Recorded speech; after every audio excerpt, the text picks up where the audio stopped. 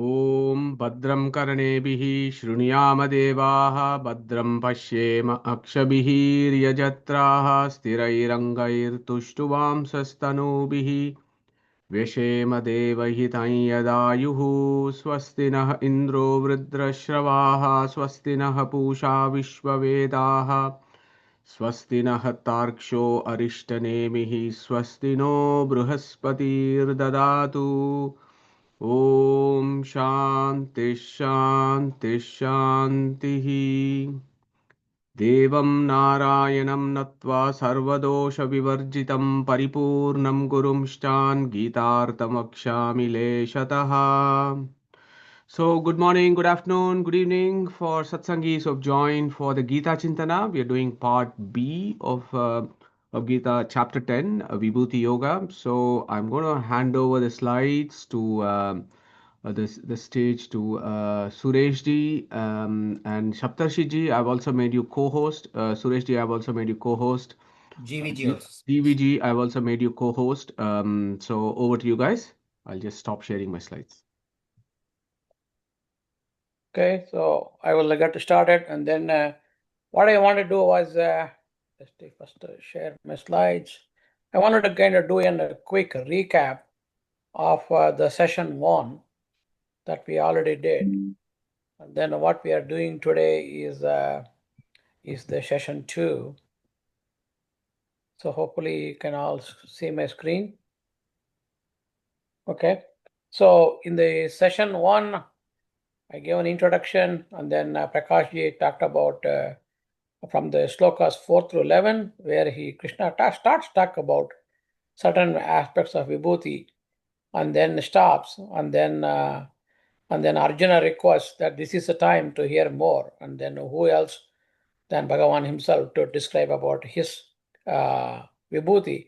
So Arjuna make a special request, and also and then he first praises, and then makes a prayer or a plea to Bhagavan to tell more. So those are all the things that we saw last session. So we are going into session 2 to know more about the details of the vibhuti. Sri Suresh ji and then Saptaresh ji will basically split between them because there are quite a few to cover, and then Madhu ji will come at the very end and then give a grand summary of this chapter. So I just wanted to do one slide, do a quick recap, or just kind of grounding of from what is the essence that we covered in chapter 1. I mean in the session 1. So we first talked about vibhuti. What is vibhuti? Vibhuti means presence. V means vikrishta or special. So it is a special presence. So Acharya describes it as Vishesha Karanatvam. That is, Karanatvam means it is basically the cause. That is a primary cause behind anything that is greater in attribute. And then Sri Raghavendra Swami gives it as a Vishesha Bhavanam. Bhavanam is also is a place of residence. So it is the Bhagavan's special residence. So Bhagavan himself, presents himself in certain adhishtanas with some special attributes, thereby enhancing the attribute of that media. The media can be either another chetana or an achetana, and then attribute, then enhancing that attribute among its own similar categories. So that is vibhuti in this one, and there are various examples that Bhagavan lists that Suresh ji and Saptaresh ji will cover in detail today. So to put it in short, so it's basically that is one shloka that Sri Madhuji will again take it up at the kind of end is Yadyat Vibhuti Matsatvam Srimat Urjitameva va Tattadeva Avagachatvam Mama Tejo Amsha Shambhavam. This is something that if we remember this, we can follow everything clearly. That is why we are saying it in the front, and we will reinforce it again at the end. So this is the critical one. So whichever adhisthana that shines forth due to its brilliance or its enhanced quality. Know that it is all due to Bhagavan's special presence, making those attributes kind of come up and then distinguish itself among its peers. So, so that is the essence of it, of what Vibhuti means. So again, we'll dwell more into it. We also saw in the last time how is this Vibhuti different from Vyapti. Vyapti is also Bhagavan's presence everywhere. So Vibhuti is special presence. So what is the difference between the two? Because Vyapti could be, Bhagavan could be present in some things like what we said last time, in like even like in a dirt. But then what is so special about it, right? So it is so Bhagavan presence has to be there everywhere. It is there everywhere. But then anything that is special is what is Vibhuti. So that is the distinction between that one. So, and then we also talked about what is the difference between Vibhuti and Sannidhana. So Vibhuti is Bhagavan's special presence in either in Chetana Vastu or by himself as Avatara, or in some Chetana Vastu or Achetana Vastu, right? And making that quality stand up among that one. Sannidhana is different. Sannidhana means Bhagavan's presence is there, but then wherein we worship the Bhagavan himself through that media. So it could be Saligrama or Bhagavan temple, right? So I will give you one example between Vibhuti and Sannidhana. So it's just an example, so don't take it too far. Like for example, even among the Vibhutis, so you would see it later that Bhagavan would be saying, Mriganam aham Mrihendroham, right? So Mrihendra. So Mriganam Mrihendroham.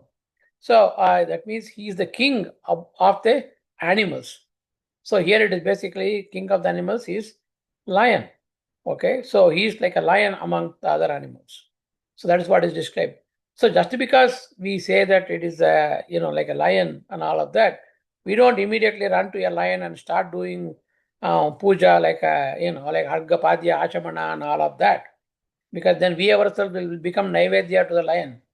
So we stand at a distance, appreciate its majesty among the other animal kingdoms, and then know that it got its majesty because of Bhagavan's special presence in that lion, making that one bottle. So it stops at right there.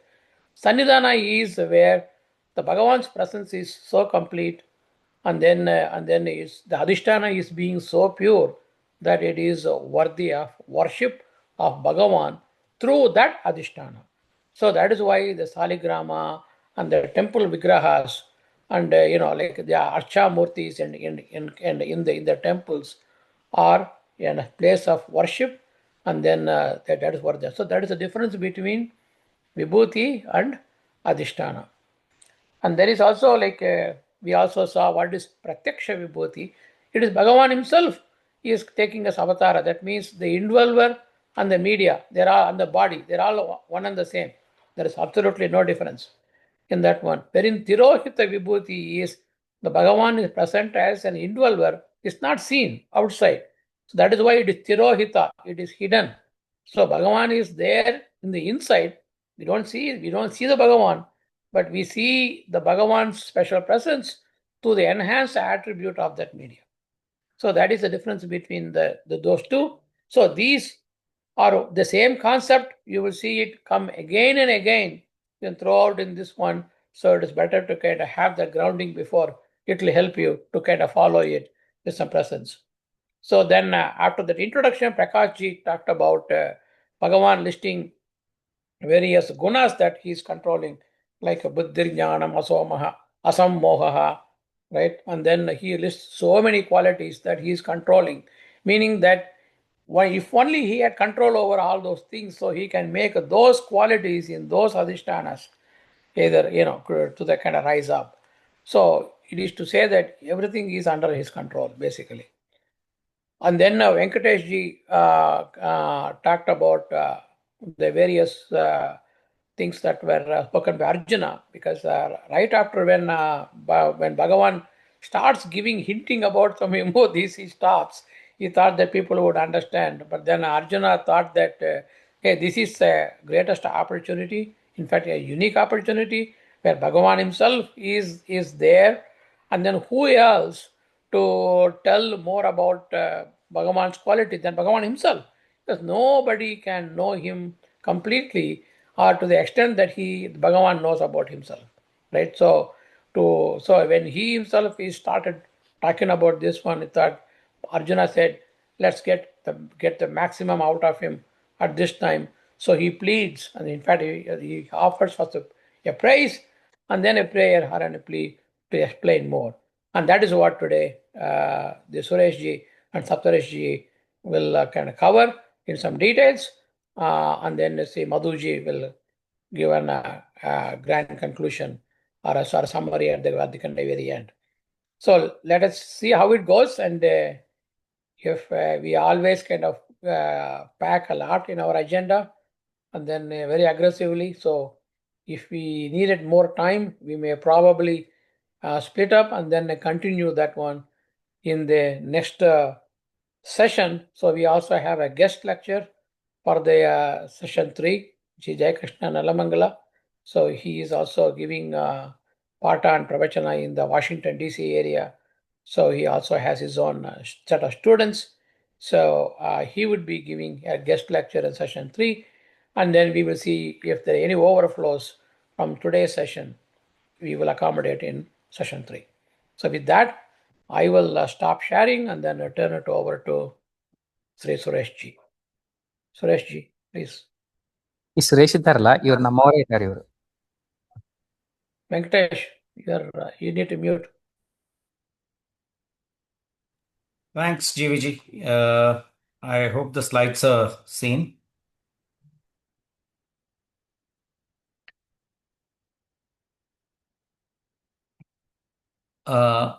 So we'll get started.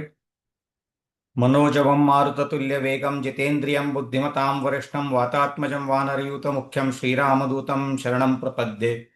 बुद्धिर्बलं यशोधैर्यं निर्भयत्वमरोगता जाड्यं वाक्पटुत्वञ्च हनुमत्स्मरणात् भवेत्. हरि ओं श्री गुरुभ्यो नमः. Thank you, GVG, for that opening. And as we start dwelling into the second part of chapter 10, just a little bit to build upon where GVG left. Till now, Krishna has talked about karma, how we should do our activities. He's declared the supremacy of jnana. He's talked about dhyana. He's talked about bhakti. And he's described, as he's told us about all of these things, he's brought out some very interesting and subtle things, like sarva bhutatma bhutatma. And he's saying one who sees the soul of souls in every living being. Or natvam teshu te mai. I mean, the three states are in me. The manifestation is, but I am beyond them. And in fact, we were just reciting chapter 9 before this, where Krishna says, Yat karoshi, yadashnasi, yajjuhoshi, yat tapasyasi kaunteya, tat kurushva madarpanam. And do everything, whatever you do, just, offer it to me. And then how do you do it? Forget everything else. Just surrender unto me. I mean, manmana bhavamad bhaktaha madhyaji mam namaskuru. I mean, so he's kind of telling us that, whatever you do, I am everywhere. Whatever you do, just offer it to me, which requires, which is a sound concept. But when it comes to practical basis, how does one actually do it? Is there a roadmap? Are there symbols or objects that can help us progress? Otherwise, it becomes too abstract a concept which we may accept, but find it very difficult to put it into practice. As GVJ said last time, a very solid foundation has been made by the speakers. And it's time now that we look a little deeper into what Krishna tells are his manifestations and the way he tells them. Why is the question? Why is there for us to know these various vibhutis? And I'm reminded of what my anatomy professor used to say before we went into the dissection hall. He used to keep reminding us every time that the eyes see only what the mind knows. If we don't know what we are looking into, we don't even notice it. It may be just in front of us, but we will not be able to appreciate it. Just keeping that in mind, so the question there is, fundamentally, if you just put all of these things together, perhaps a mental construct is being laid, and it is preparing Arjuna.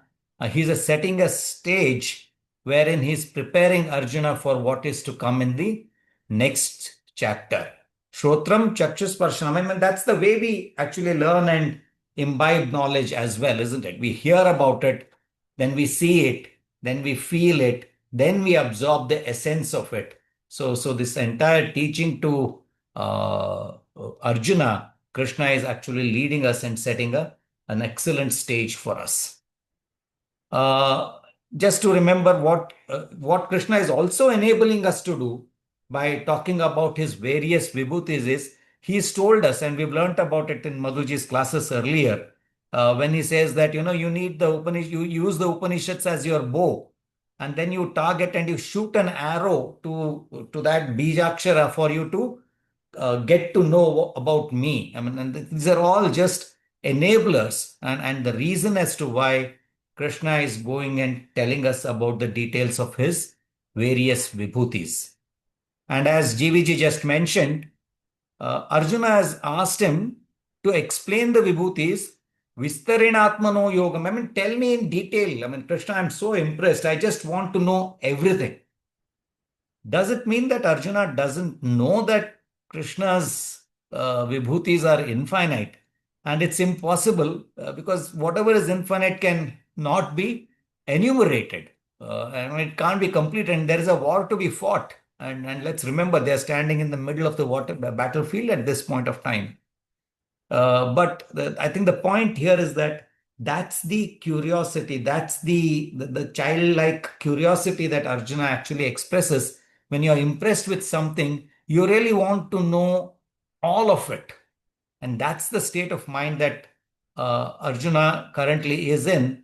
And Krishna says, yeah, I'll tell you, but pradhanyataha kurusreshta. He says that you are kuruvanti te kuruhu is one of the etymologies of kuru. So you are the one who is sreshta in adhyatma upasana.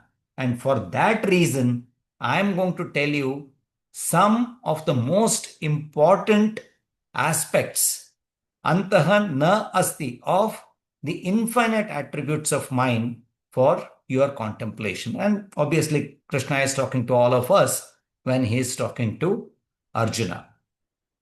We have also debated this question, so we'll not spend a lot of time into it. What's the point of trying to understand something beyond comprehension? I mean, when we know it's infinite, how on earth are we ever going to know something that's infinite? So we have debated and we have asked these questions, and the learnings from that. I think it'll be good to keep in mind as we move forward into the specific vibhutis. So here is Krishna telling and this is how he's starting. He says, I am the soul of souls. I am the conqueror. I am pervading everywhere. He said this earlier. He's telling us again. And as GVG also mentioned, and Madhuji will be touching about later, that it doesn't matter where you look.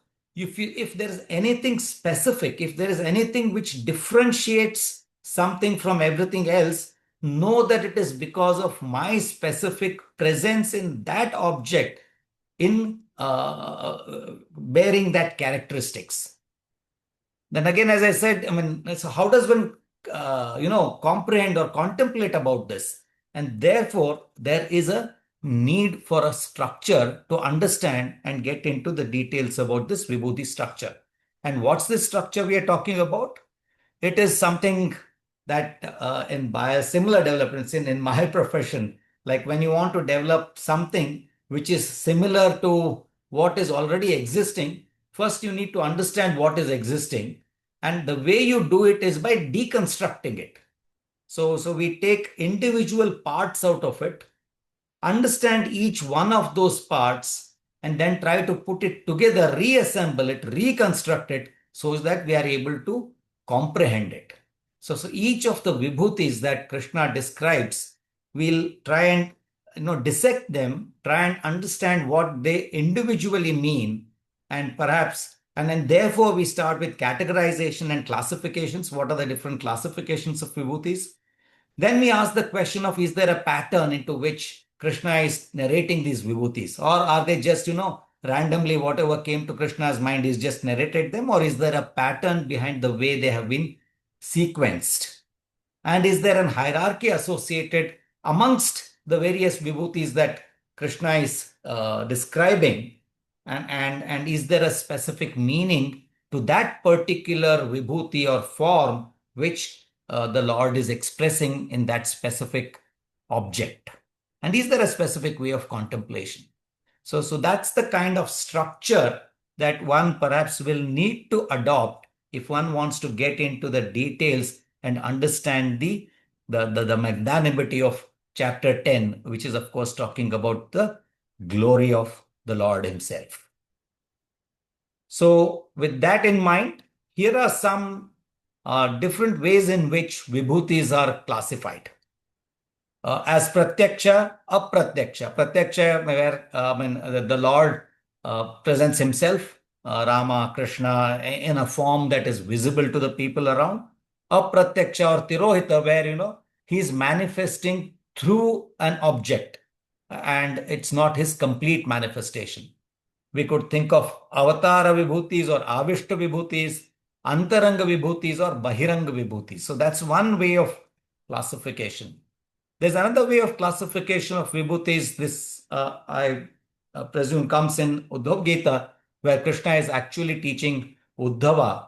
And there, the classification of vibhutis is fundamentally into two aspects, Chetana and Jada. And in the Chetana, you have Chara and Achara. And in the Jadas, there are 8 different types of vibhutis that is talked about. Shaili is a sculpture into the stone. Darumai is wood that we see in the Jagannath temple. Lauhi is made of panchalohas. Lepya are paintings. Lekhya are drawings. Saikati is mud, where Ganapati in Ganesh Chaturthi comes as a prime example. Manomai is the form that we contemplate in the mind. Manimai is something, an object that is constructed out of all the Mutturatnas, and I guess and there are certain idols which are built out of that. So that's one way of classification. And further in the same Uddhav Gita, Krishna also narrates other types of vibhutis, and this time he also tells what are the means of contemplating those specific vibhutis. Like he talks of the sun, and he says the sun is worshipped through Gayatri. He talks of Agni, Havisu becomes the means of contemplation. Brahmana, or the knowledgeable, or the aproksha jnani. I mean, if you come across somebody who is knowledgeable, then you treat him like an atithi. The cow, which is another symbol, you contemplate by taking good care of it. If there is a believer, you treat him as a bandhu. So there are 11 such things which Krishna actually touches upon, and he also tells us the way it needs to be contemplated. This was something that Venkiji touched upon last time. So this is from Harikatamritasara. Jagannath Dasru gives another way of classification of the vibhutis. But I wanted to touch here, will not repeat what Venkiji has already said, but what Jagannath Dasru is actually telling us is, whenever you get an opportunity to appreciate, see the vibhuti form of the Bhagavanta, which you need to understand by Budharinda, by the knowledgeable, and whenever you get such a chance, nodu sambraman, you rejoice in the appreciation of the glory of the Lord, who is expressing himself in that form, such that he helps us be able to be grateful and do all the offering towards him. So that's the sense that's another way of classification of vibhutis. And TSR in his book actually classifies each of the 77 vibhutis that are described in chapter 7. There are 5 pratyaksha vibhutis. There are 8 of Saradharma vibhutis, and the rest are actually Tirohita or Apratyaksha vibhutis. Amongst them, there are 3 classes. We have Sajatiya, which are within the class. Sajatiya, Ekadeshya, they may be within the class, but there is one specific amongst the class in which there is a special manifestation. And Vijatiya is, this is the manifestation from a different class. We will see some of these examples as we go through the specific Vibhuti Rupas that are described in chapter 10. So that's the background I just wanted to share as a means of contemplation and as a means of getting into the details about some of the Vibhuti Rupas that are described. And if we are to follow this for every single Vibhuti that is described, I guess it's going to be an enormous task. So what we'll try to do is get into the details of perhaps the first shloka and then minimize the content as we move forward, such that we can all then individually contemplate in the way that makes most sense to us, in the way that we can comprehend best using all these tools that are available for contemplation. That said, we get into the first shloka, wherein the specific vibhutis of the Lord are being described. So he says here, Adityanam aham Vishnuhu, Jyotisham Raviramshuman, Marichir Marutas asmi, Nakshatra aham Shashi. So we start with the first vibhuti, which is Adityana aham Vishnuhu. I mean, and so what is Aditya here? In its pradhana mukhya vritti, in its primary meaning, Aditya means devatas. So the pradhana devatas are Vishwadevas, 12 of them, Vasavahas, 8 of them, and the Dwadasha Adityas. These are the pradhanya devatas, while Aditya means all the devatas, and the most prominent among those are these 3 classes of devatas. And in this Manvantara, Aditya also means the offsprings of Aditi and Kashyapa. So there are 12 of them. I've just listed them here, and I have put there the ranks. So there is Parjanya or Vidhata, who is ranked 20. There is Arima, 19. Dhata, Varuna, Tvashta, Bhaga, Bhusha, Amshuhu, they are all 18th ranked. Mitra is 17. Vivaswan, the sun god, we'll talk about sun a little later again, is 12th rank. Shakra or Indra is 8th rank. And the youngest of them all is Vishnu himself, who is ranked first. So that's what he's saying. When you think of, there are 2 things that Krishna is saying here. Whenever you think of gods, Adityas, the most important, the highest among them is me, Vishnu, Urukrama. Or if you are contemplating about the children of Aditi and Kashyapa, think of the youngest of them, but he is the highest in hierarchy. And he is Vishnu, is what he is saying. And why Vishnu?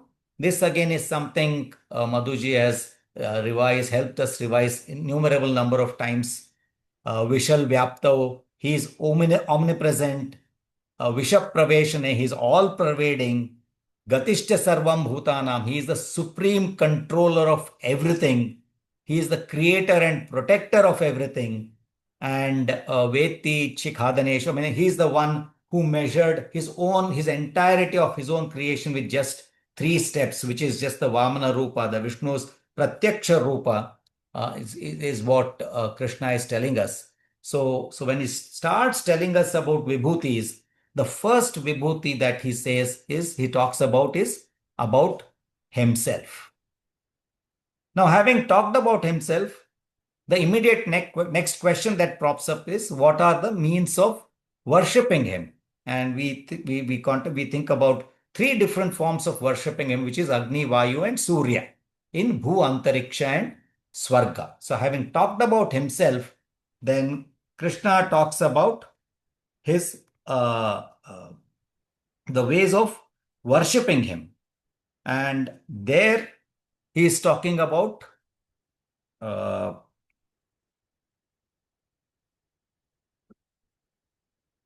so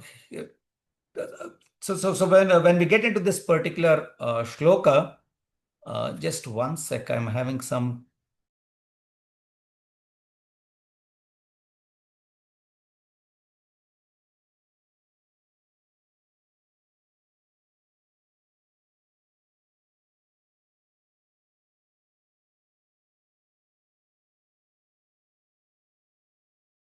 So sorry, hopefully, so we're talking of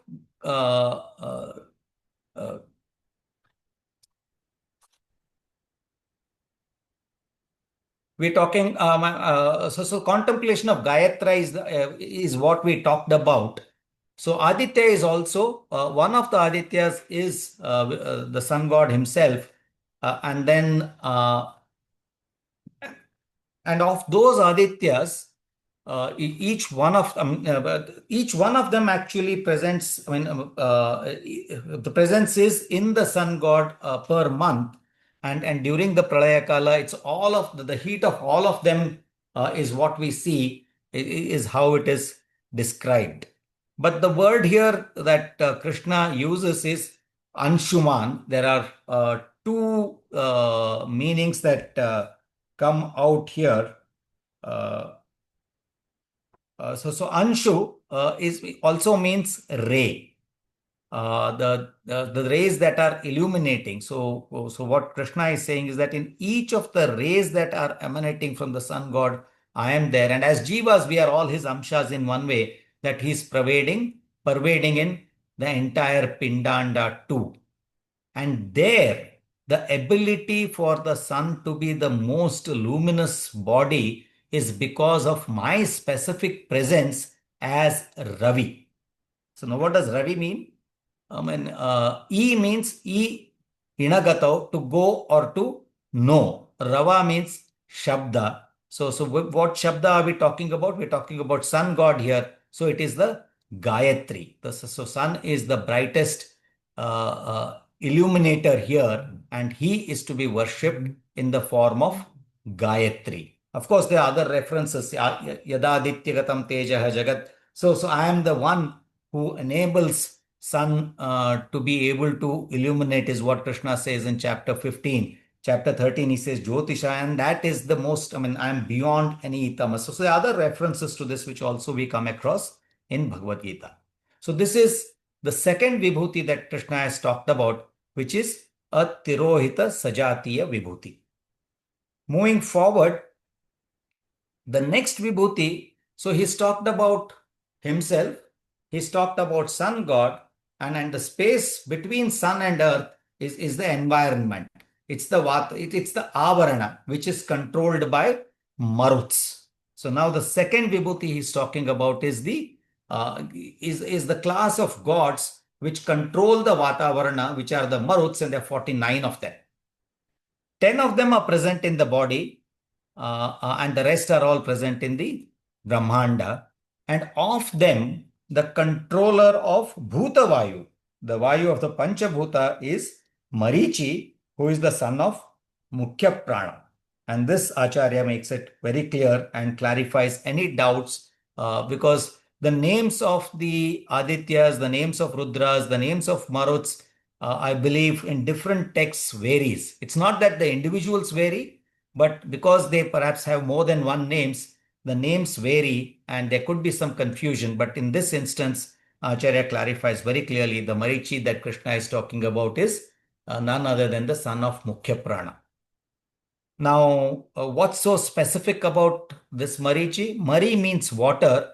Marichi is the one which contains the water. So the cloud, we're talking about the rain-bearing cloud. And what does Marichi do?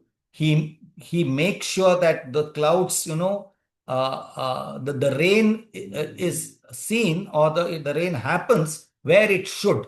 So he actually carries these clouds away from where it should not be raining to the places where it should be raining. And if all the rest of the Maruts are ranked 19, Marichi is ranked 18. And what enables Marichi to do this job is because of my presence as Marichi in this specific Devata. So this is another form of Tirohita Sajatiya Vibhuti.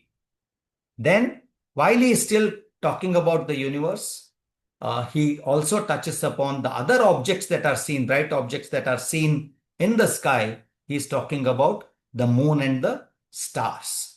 And there he says the moon has the Chandra has the responsibility, or the ability to govern all the stars. He is the king of all the stars.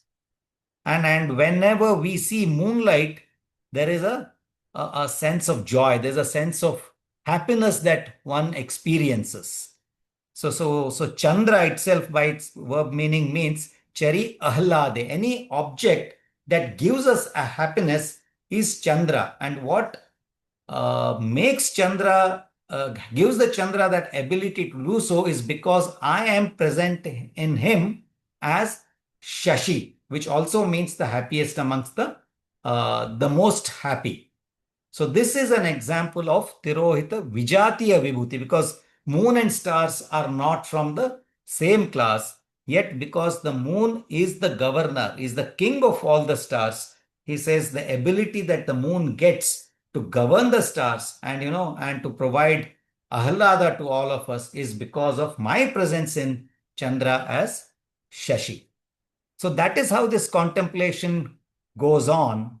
As we move forward to verse 22, then he's talked about the environment now. So the next question is, in that environment, what has always been ever present is the sound, is the varnas, that is the Vedas. So now he's talking about Vedas, and amongst the Vedas, he says, Vedanam Samavedosmi. So I am the Samaveda amongst the Vedas. We all know that Vedas were only one, and it was only around 5,000 years ago where, they were classified into 4 different Vedas, to enable us to be able to get something to contemplate upon from what was remaining as time progressed. Now, why Samaveda of all the Vedas? Rigveda talks us about Sarva Shabda Vachyatva of the Lord. And Samaveda is, of course, but Rigvedic verses, which are, presented, sung in a melodious and harmonious manner, which, also adds not just Sarva Shabdaha, Sarva Ghosha Vachyatva of the Lord is the ability of Samaveda, and Samaveda gets that ability because I am Samaveda. I am equal Sama in all my forms, and I provide this ability to Samaveda. And this is an example of Tirohita Sajatiya Ekadesha Vibhuti, in the sense that it is normally recognized that Rig Veda is the most important of all the Vedas. But my specific manifestation, which gives the message of not just Sarva Shabda Vachyatva, that of Sarva Ghosha Vachyatva, where the entire teaching is integrated into a melodious and harmonious manner in a musical form, that specific ability is manifested in the Samaveda because of me, is the message that Krishna is trying to give us. Having talked about the Vedas, now who are the Veda Pratipadya Devatas? That's the immediate next question that Krishna dwells upon. And amongst the gods, it is Indra who receives most of the mentions in the Vedas. So he's now coming to talk about the Indriyabhimani Devatas. And there he says Indra gets this 8th rank. He becomes, apart from, Rudra, Shesha, and then the top 6 of all those gods, when it comes down here, Indra is the highest ranked. And he gets that ability because I indwell in in Indra as Vasava. Vasava means indweller. And it is my presence as Vasava in Indra which gives him the ability to be the highest among the Abhimani Devatas that we are talking about. So we've come to Abhimani Devatas. They do control sense organs. And if we are talking about sense organs, the Jnanendriyas, the ones that, enable learning, understanding is, of course, the mind. So Krishna then moves on to talk about the mind. And he says that it is because of me, it is because of my presence in wherever there is learning that happens, because I am Jnana Swarupa, I am the knowledge, and I reside as Manaha as mind, and because of that one has the ability to learn and acquire knowledge. So this is an example of Tirohita Sajatiya Vibhuti. Is just accumulation of knowledge enough? Obviously, no. The next question that arises is, well, I know a few things, but how do I make sense of it? How do I comprehend it in its entirety to the best of my ability? For that, I'll need both awareness and memory. And then Krishna, after having talked about mind, talks about Chetana. And I am the Chetana which provides memory and awareness, enabling comprehension is what Krishna says. And that's another example of Tirohita Sajatiya Vibhuti. He's talked about the mind.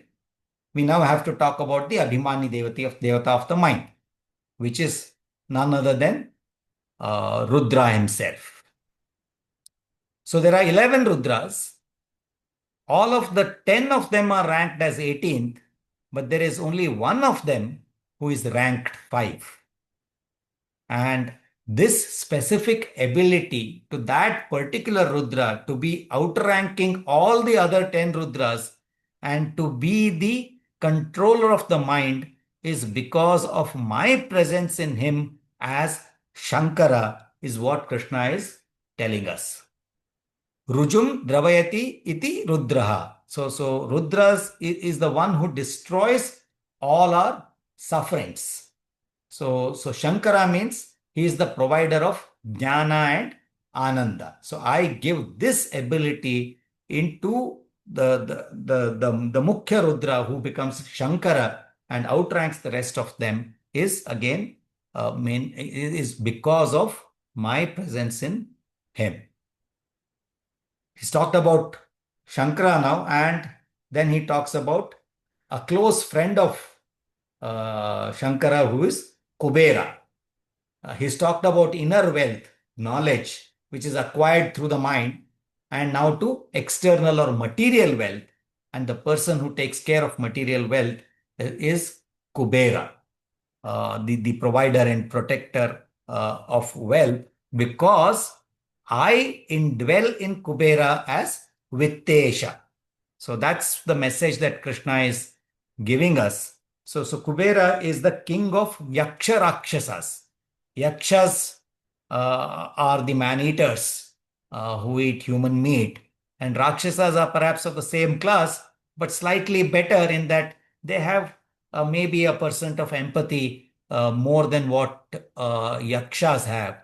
And Kubera has the ability to be ruling all of them. So who gives this ability to Kubera? That's because of my presence in Kubera as Vittesha. Kubera is also an interesting word. Kubera, it says it's a distorted root or the distorted body. Clearly telling us that, mere meaningless accumulation of external wealth will only leads to distortion of the root. So whenever we do acquire, it's important that we acquire both the inner wealth and the external wealth. So this is what he's talked about till now. And now Krishna talks about, he's talked about the heavenly bodies, he's talked about space, and now he turns to earth. He's talked about Adityas, he's talked about Rudras, and then now he starts to talk about Vasus. Of the 8 Vasus, while all of them are ranked 18th, there is one of them who is ranked 12th, and that is Agni. Now, why is Agni so special? Agni is, we've talked about why fire is the chosen mode of worship and offering and contemplated as Adityayasya, the mouth of all the devatas. I mean, we've listened to it in the Upanishad classes where we imagine 2 eyes and the mouth when we give the offerings into the Yajna Kunda. And why, what gives the Agni this special status is because of my presence in Agni as Pavakaha, as the cleanser. So that's the other vibhuti on earth, the earth that Krishna is talking about. And this is an example of Tirohita Sajatiya Vibhuti. And then he's talked about wealth. He's talked about the ways of worshipping on earth. And this wealth that we talked about on earth, where is it found? It's perhaps found in its most abundant and self-contained form in the Meru mountain. We don't know where it is, but perhaps Dharmaraja knew about it, because after the conclusion of the Mahabharata war, when all the coffers were empty, he actually goes to Meru, collects the necessary wealth to establish order and run his kingdom. Also known as Hemadri, the Golden Hill. And what gives the specific or the special importance to Meru is because I am present as Meru there. Ma navidyate iruhu is something that is, does not need any motivation from outside, fulfilled with so much of wealth, both material and spiritual wealth, that there is no need for any external motivation. An example of Tirohita Sajatiya Vibhuti. Picking up pace now, the next is the verse 24 we are talking about. We've talked about mind, we have talked about wealth, we have talked about knowledge. But then if I am living here, I need somebody who understands what I need and help me pray. So I need the Purohitas. So of those Purohitas, Krishna says that the highest among them is Brihaspati, who is ranked 10th. And why does Brihaspatacharya get that status? That's because of Krishna's presence in him as Brihaspatihi, as the leader of the most knowledgeable ones. So we take the help of Purohitas, we pray, and we accumulate wealth. The accumulated wealth is, looted, is stolen by the asuras. If it so happens, we need somebody who can, help fight the asuras and get it back to us. And that's where Krishna then comes on to say, Senaninam aham skandaha. Skanda means the one who is the power to destroy the entire universe. So then he comes up about Skanda. Then the other place where a vast amount of wealth is found is the ocean bed, where he goes. That's the next vibhuti he talks about. Sarasamasmi sagaraha, sara garaha. So the one that absorbs the most essence, the most important aspect, the essence of it, and throws out everything else. So the ability, or the one where is the place, the only place where we find salt, which is one of the most important essentials for life.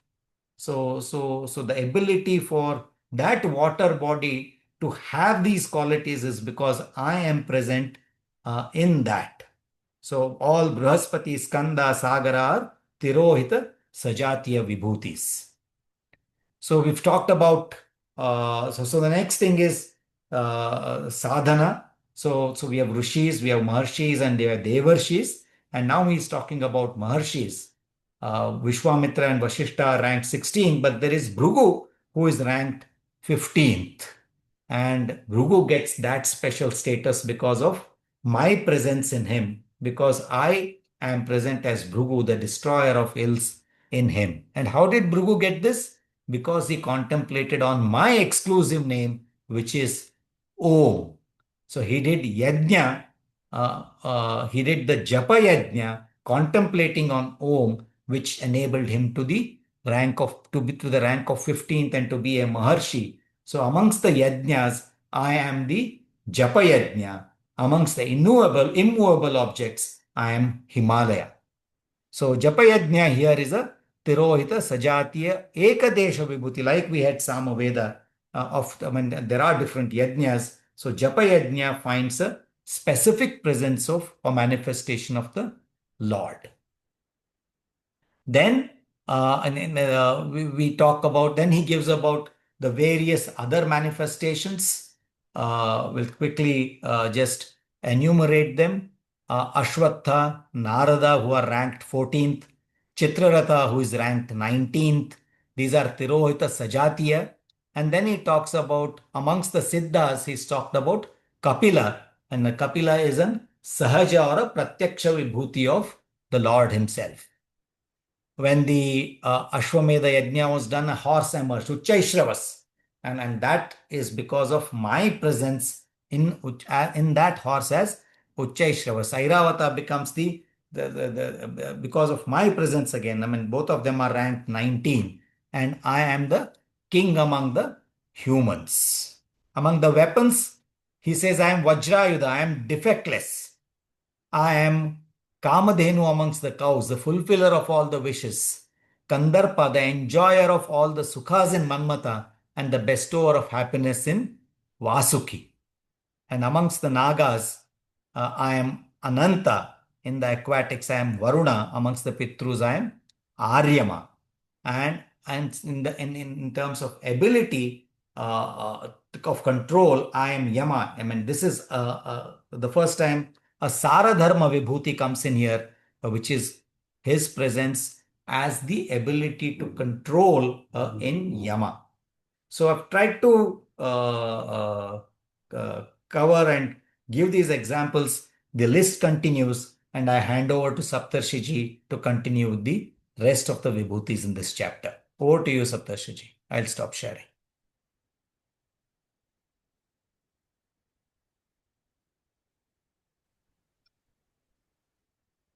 Thanks, Sureshji. So I will start from verse 29 till 38. Let me share my screen. I'm audible, right?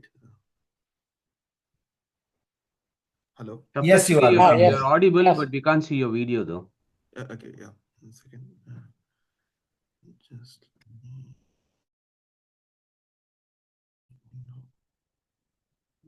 share. Give me a moment, okay? Please.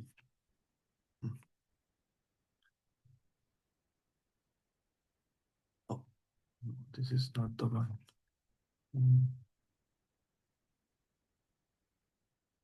Then screen Chrome tab. Yeah. So basically, Vibhuti Yoga. Yes. So here it is. Let me go back here, and let me start. First, let me share my video here also.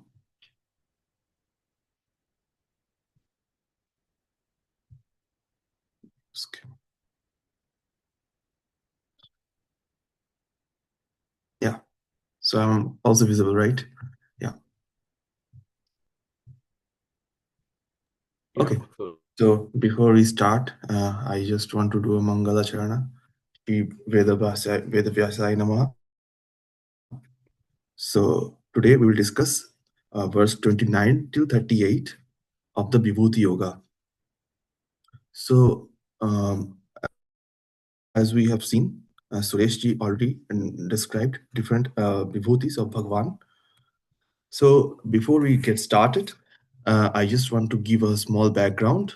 So in the end of the previous chapter, Bhagavan mentioned that for a continuous remembrance of him. But the difficulty is so basically first he described in the beginning of this chapter he himself described what are the challenges a person might face, because the great rishis and the devatas also don't know him fully, and Bhagwan cannot be known through the senses, because in the Kenu Upanishad also we have seen, because Natachakshur gacchati, Navak gacchati, manaha. So our senses cannot reach there. So basically, with the senses, it is very difficult to know Bhagavan fully. So that's why here Arjuna first confirms like what he has heard from the other sages, like Asita Deva Vyasa, and also Bhagavan himself. And he got the theoretical understanding of Bhagwan's opulences, but now he wants to practice continuous remembrance. And to facilitate this process, Bhagwan wants to make it easier for him, and he is trying to explain him among his infinite opulences, whatever can be perceived with our senses, how Arjuna can see Bhagwan in all of those existence, because every jiva has its own capacity. So basically, if a pot can't hold 2 liters of water, if we pour more water to it, it is just waste of water, right? So we need to pour as much the pot can hold. The same way, we need to make the process feasible for the jiva. So in the verse 29, so I will not read the shlokas. I will directly go to the vibhutis and start explaining. So basically, among the multi-hooded Nagas, Bhagavan is Ananta. So Nagas, and there is another entity called Sarpa. So among Sarpa in Uddhava Gita, Bhagavan mentions he is that Vasuki. And Nagas, they have multiple heads, so that's the difference between these two. And Bhagavan is Ananta among them. So we know that Ananta is actually, it's Sankarshana Avesha of Bhagavan. So it's a Tirohita Vibhuti. And also Ananta means that as it's a name of Bhagavan also, because he is endless and he spans over everything. And it is also confirmed by the shloka that Matta Parataram Nanyat Kinjitasti Sanjaya Mai Sarvam Idam Parotam Sutre Maniganaiva. So he is the endless sutra which brings everything together and holding it. The next is Varuna. So Varuna is the Abhimani of the water, especially the aquatics and aquatic animals. So Bhagavan controls the aquatics through Varuna, because he has Varuna is also a name of Bhagavan, and the deity which is present uh, uh, inside the Varuna Devata is Bhagavan with the name Varuna. And Varuna also means the setting sun, as mentioned in the Vishnu Sahasranama 553. So because the setting sun withdraws everything while it is setting. The same way, during the great deluge, Bhagavan withdraws everything to his womb. And among the Pitris, he is Aryama, because being Aryama, one meaning is omnipresent, and also being Aryama, he controlled the Pitris. And being Yama, Yama is the name of the regulator. Yamraj, we all know in the Katha Upanishad and also Mahabharata, Yudhishthira Yama is Dharma, and he is the regulator. And Bhagwan controls as Yama through him the regulations and everything. So Bhagwan is Prahlada among Daityas. So Prahlada, we know that he is the son of Hiranyakashipu, and he is one of the greatest devotees of Bhagwan. So, and one of the meaning of this name Prahlada is the one with supreme happiness. Then he is mentioned as Kala, because he is a controller of time and he binds everything. So this name also comes into into the in the Vishnu Sahasranama, and also in the Bhagavad Gita, chapter 15, 16, and 17 shloka, where he is saying there are two entities: one is perishable, another one is imperishable. And besides these two, he is the supreme imperishable entity. And among the Mrigendras, he is lion.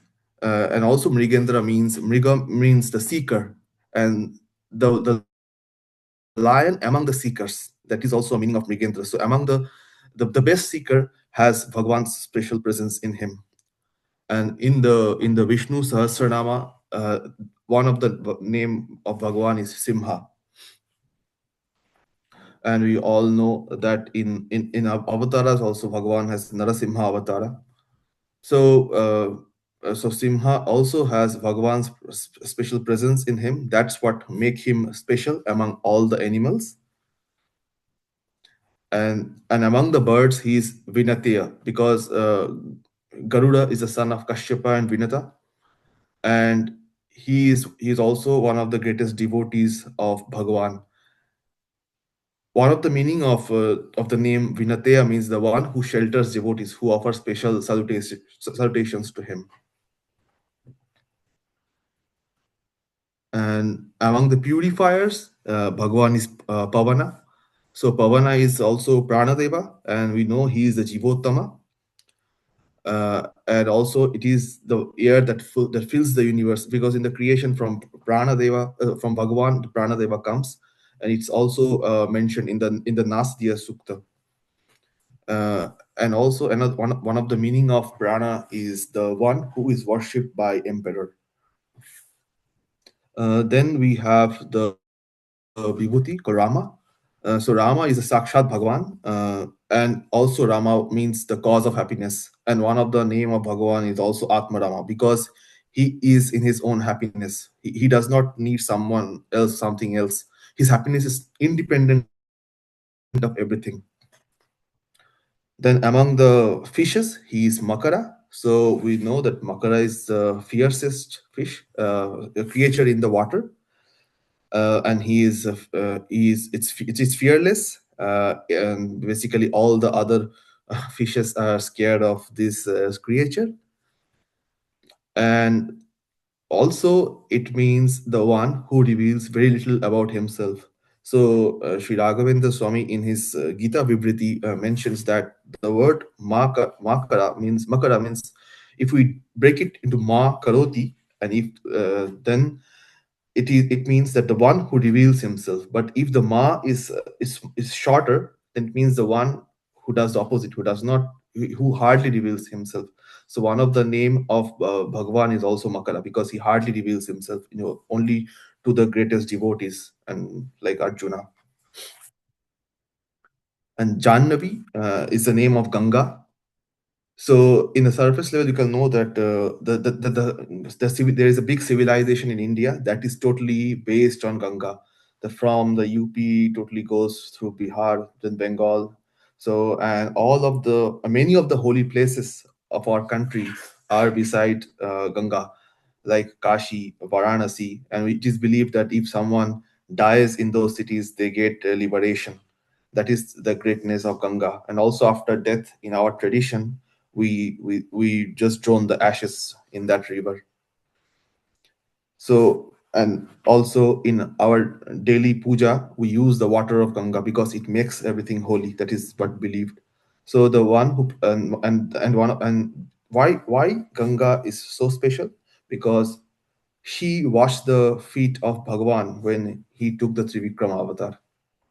And then from that, Lord Shiva hold it to his matted hair. So, and one of the meaning of Jannavi means the one who protects those free from worldly attachment.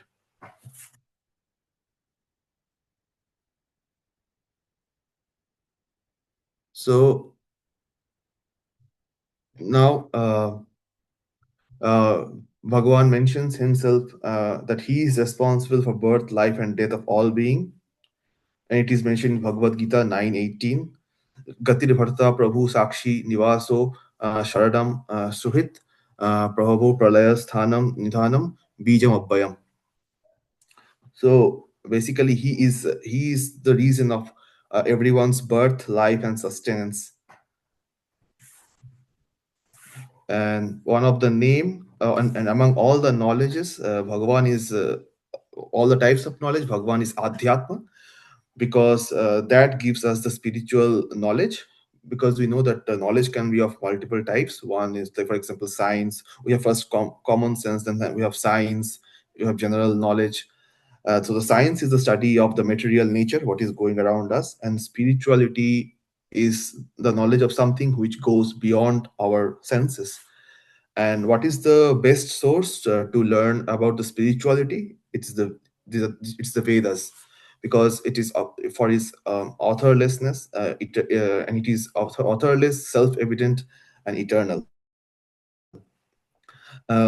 And through in Bhagavad Gita 15, Bhagavan mentions the Vedaischa sarvai ahameva vidyo. Through the Vedas, it is me who can be known.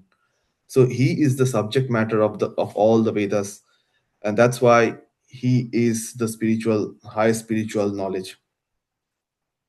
And also, Adhyatma means Lord of all living beings.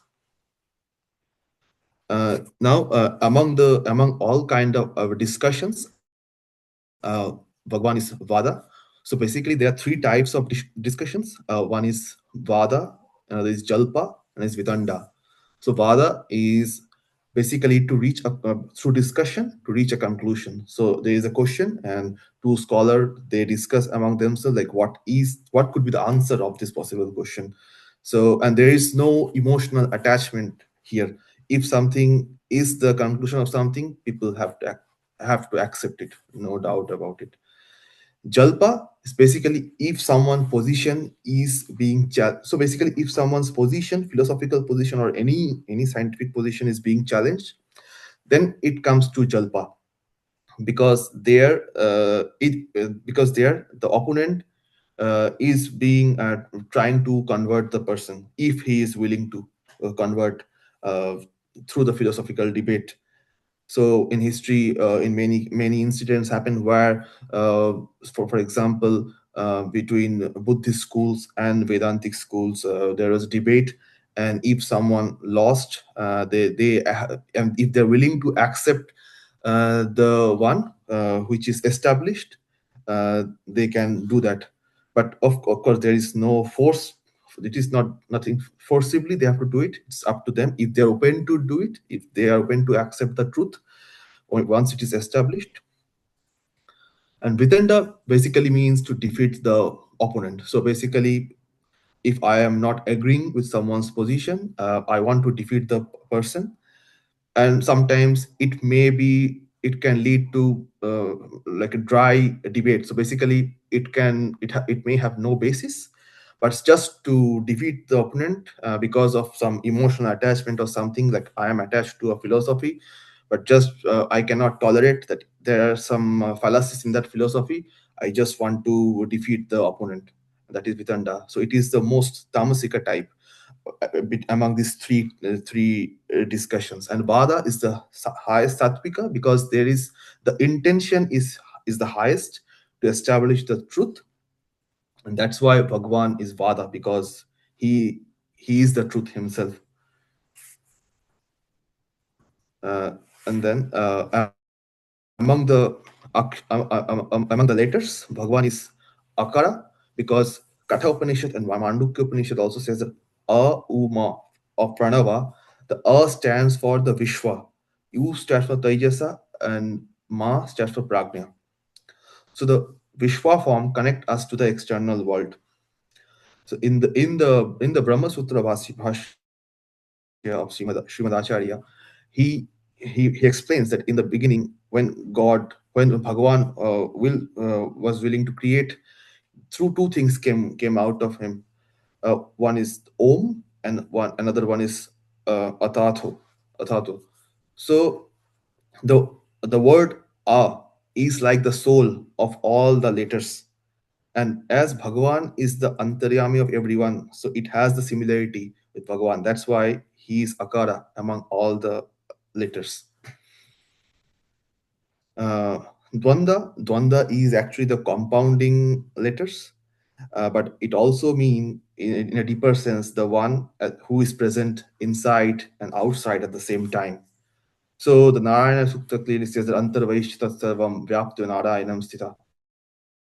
So Narayana exists inside and outside everywhere. So at the same time, he is present everywhere, which is very, very unlikely for any sentient or non-sentient being, because we can be at one place at a time, but for Bhagavan, he can be here and everywhere at the same time.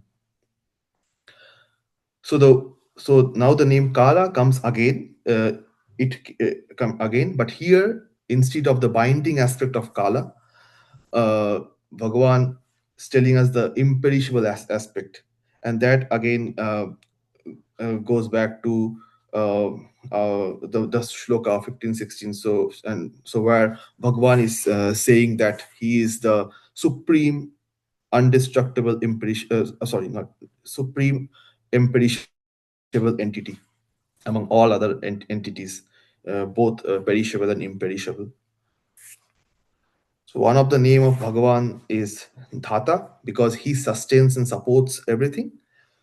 So Isha Upanishad says that Ishavasya idam sarvam yatkintam jagatyam jagat. So Bhagavan, after the creation, he enters the universe, and then he supports and sustains, because once if he leaves the universe will not function. So in the beginning, everything was inert, and once Bhagavan entered into it, things starts moving and creation happened, and that's what we are here. But he is the cause why this universe is working like how it is expected to work. And also yeah, so in the Bhagavad Gita 15:17, he's saying yo lokatrayam vishwam vivattir vaya ishvara. So I am the sustainer of the three worlds. I am the sustainer of the universe. So one of the name of Bhagavan is Mrityu, because he destroys everything, but also he is the cause of the birth of everyone. So one of the name is Jana Janmadi, comes into Vishnu Sahasranama because he is the cause of everyone's birth. And then also in the Maha Upanishad, we can clearly see that it is mentioned that in the beginning only Narayana existed and nothing else, and how everything slowly start coming into existence from him. And then Bhagavan is explaining his different opulences. So basically, Shri we know it's a Lakshmi Devi. Actually, she is also wealth and Mula Prakriti. One of the name in Vishnu Sahasranama stands for Bhagavan is Vasu. Lakshmi is also a name of Bhagavan, Bhaga and Madhava. So basically, Madhava means, as Ma means Lakshmi, and Dhava means he's the consort of Lakshmi, the controller. Basically, he controls Shri or wealth, and he himself possesses the highest wealth. And Bhaga means he who destroys the wealth during Pralaya. So that's how these names is showing how he is the total in charge of wealth. There are other names as well. I found almost 15 names related to wealth in Vishnu Sahasranama. I quoted only 4 here. Kriti. So Kriti means fame. So who is the most famous? It's Bhagwan. He is the most famous. And he has Satkriti and Punyakriti. These are the names of Bhagwan mentioned in the Vishnu Sahasranama. The one of the name of Bhagavan is Vagmi, another one is Vachaspati Udaradi. It is also, these names are also found in Vishnu Sahasranama, and also the Ambarini Suktam, which is also called the Vaka Sukta, the Devi or Devi Sukta also, where the Devi is mentioning Mama Yoni Rapswanta Samudre. So first she is mentioning that how she is controlling the other deities, Rudra, Brahma, Indra, but in the end she is mentioning that my causal origin is lying in the causal ocean, which is the Samudra Salidam, which is the water and the cosmic ocean, and Bhagavan is the Antaryami of the cosmic ocean. So Bhagwan is the source of Vak also. Smriti and Medha. So in Bhagavad Gita 15:15, he is mentioning Matta Smritir Jnanam Jnanam Boham Cha. So I am the giver of memory, intelligence, and forgetfulness. So whatever we remember, because we can say from our daily experience, even though we know something, whether this knowledge will be useful at the time of requirement, it is not in our hand. But after that moment, we just recall, okay, I knew it, but it did not come to my mind during that time, because this is not in our control. Bhagavan is controlling it, so he has the power. Like, no matter how much we try, if he wants, he can make us forget everything. Or if we learn something long back and we need it that moment, Bhagavan can empower us to remember it that quickly. So in this way, he is controlling these qualities. And Dhriti, so Dhriti means he is very much tolerant. And one of the name of Bhagavan is Briksha, because we know the trees are very much tolerant. No matter what we do, they don't fight back. But that's why they are most tolerant, and that's why it is also a name of Bhagavan in the Vishnu Sahasranama. And Shama is also a name of Bhagavan because he is the most merciful.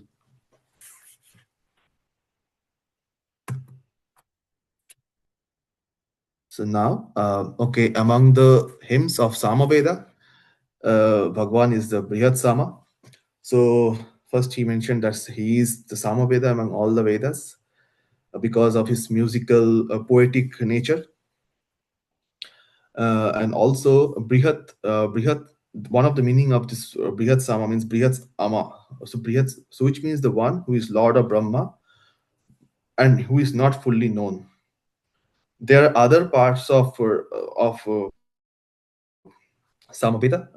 There are other types of singing like Ratantara, Virupa, but Bhagavan resides in this type of singing Brihat Sama with the name Brihat, because and Brihat is also a name of Bhagavan, and that's what, and due to this, because as he is Brihat, that's why he is called Brahman, because he encompasses everything. And also and another name of Sama, because Sama is also name of Bhagavan, because it Sama means equanimity. So these two are also the name. So if we break it in different ways, all of these names are signifying to Bhagavan. So among the hymns, he is Gayatri. We all know that the presiding deity of Gayatri is Vishnu, mentioned by Srimadacharya, and also it comes up in the Vishnu Dharmastara Purana that Gayatri Devi is a feminine. It's actually Vishnu himself. Among the months, he is Margashirsha. So Skanda Purana talks about that, tells that all the punyas, that the punya of all the tirthas and yagyas is achieved if we perform any holy ritual during this month. And this is also Bhagavan's favorite month, mentioned in the Kartikeya Mahatma in Skanda Purana. And another meaning of Marga Shirsha is that Marganam Shirsha. So through that's the highest apex we can reach through the path. So Bhagavan is the highest destination. So his name is Marga Shirsha also. So so indirectly this is referring to Bhagavan himself. And among the seasons, he's Kusumakara, which is spring.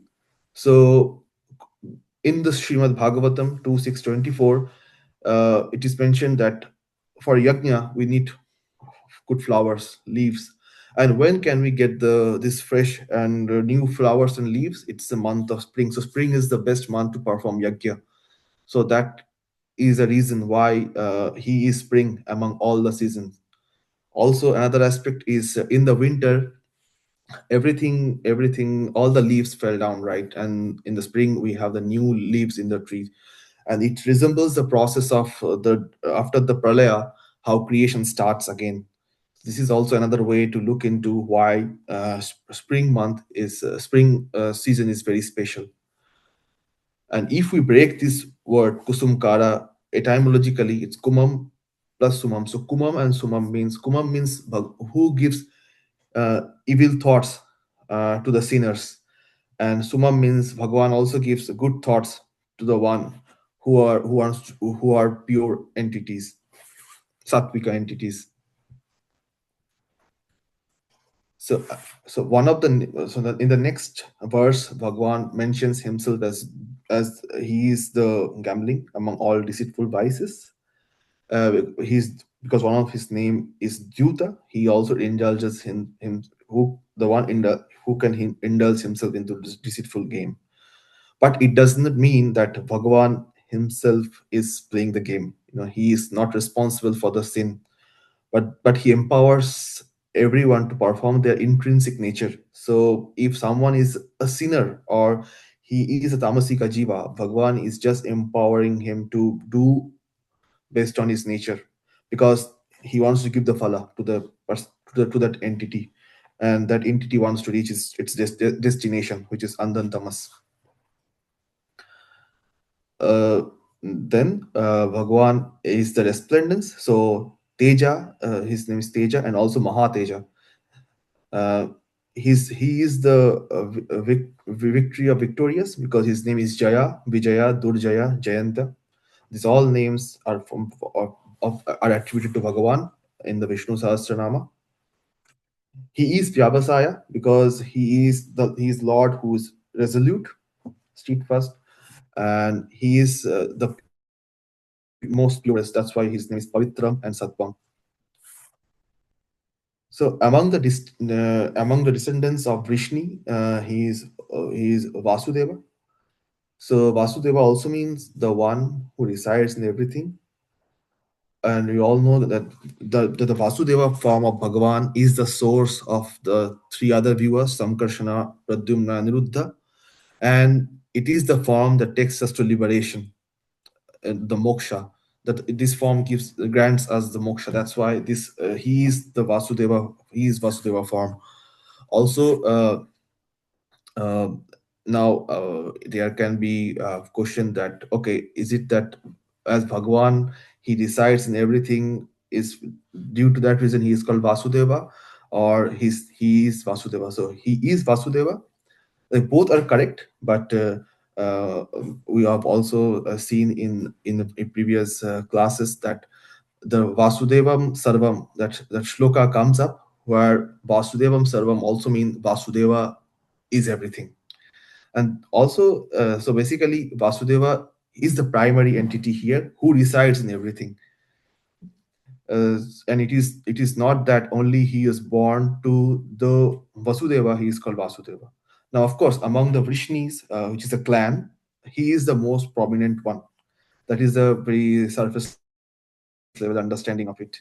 But Vasudeva form is eternal, and it's the most auspicious one.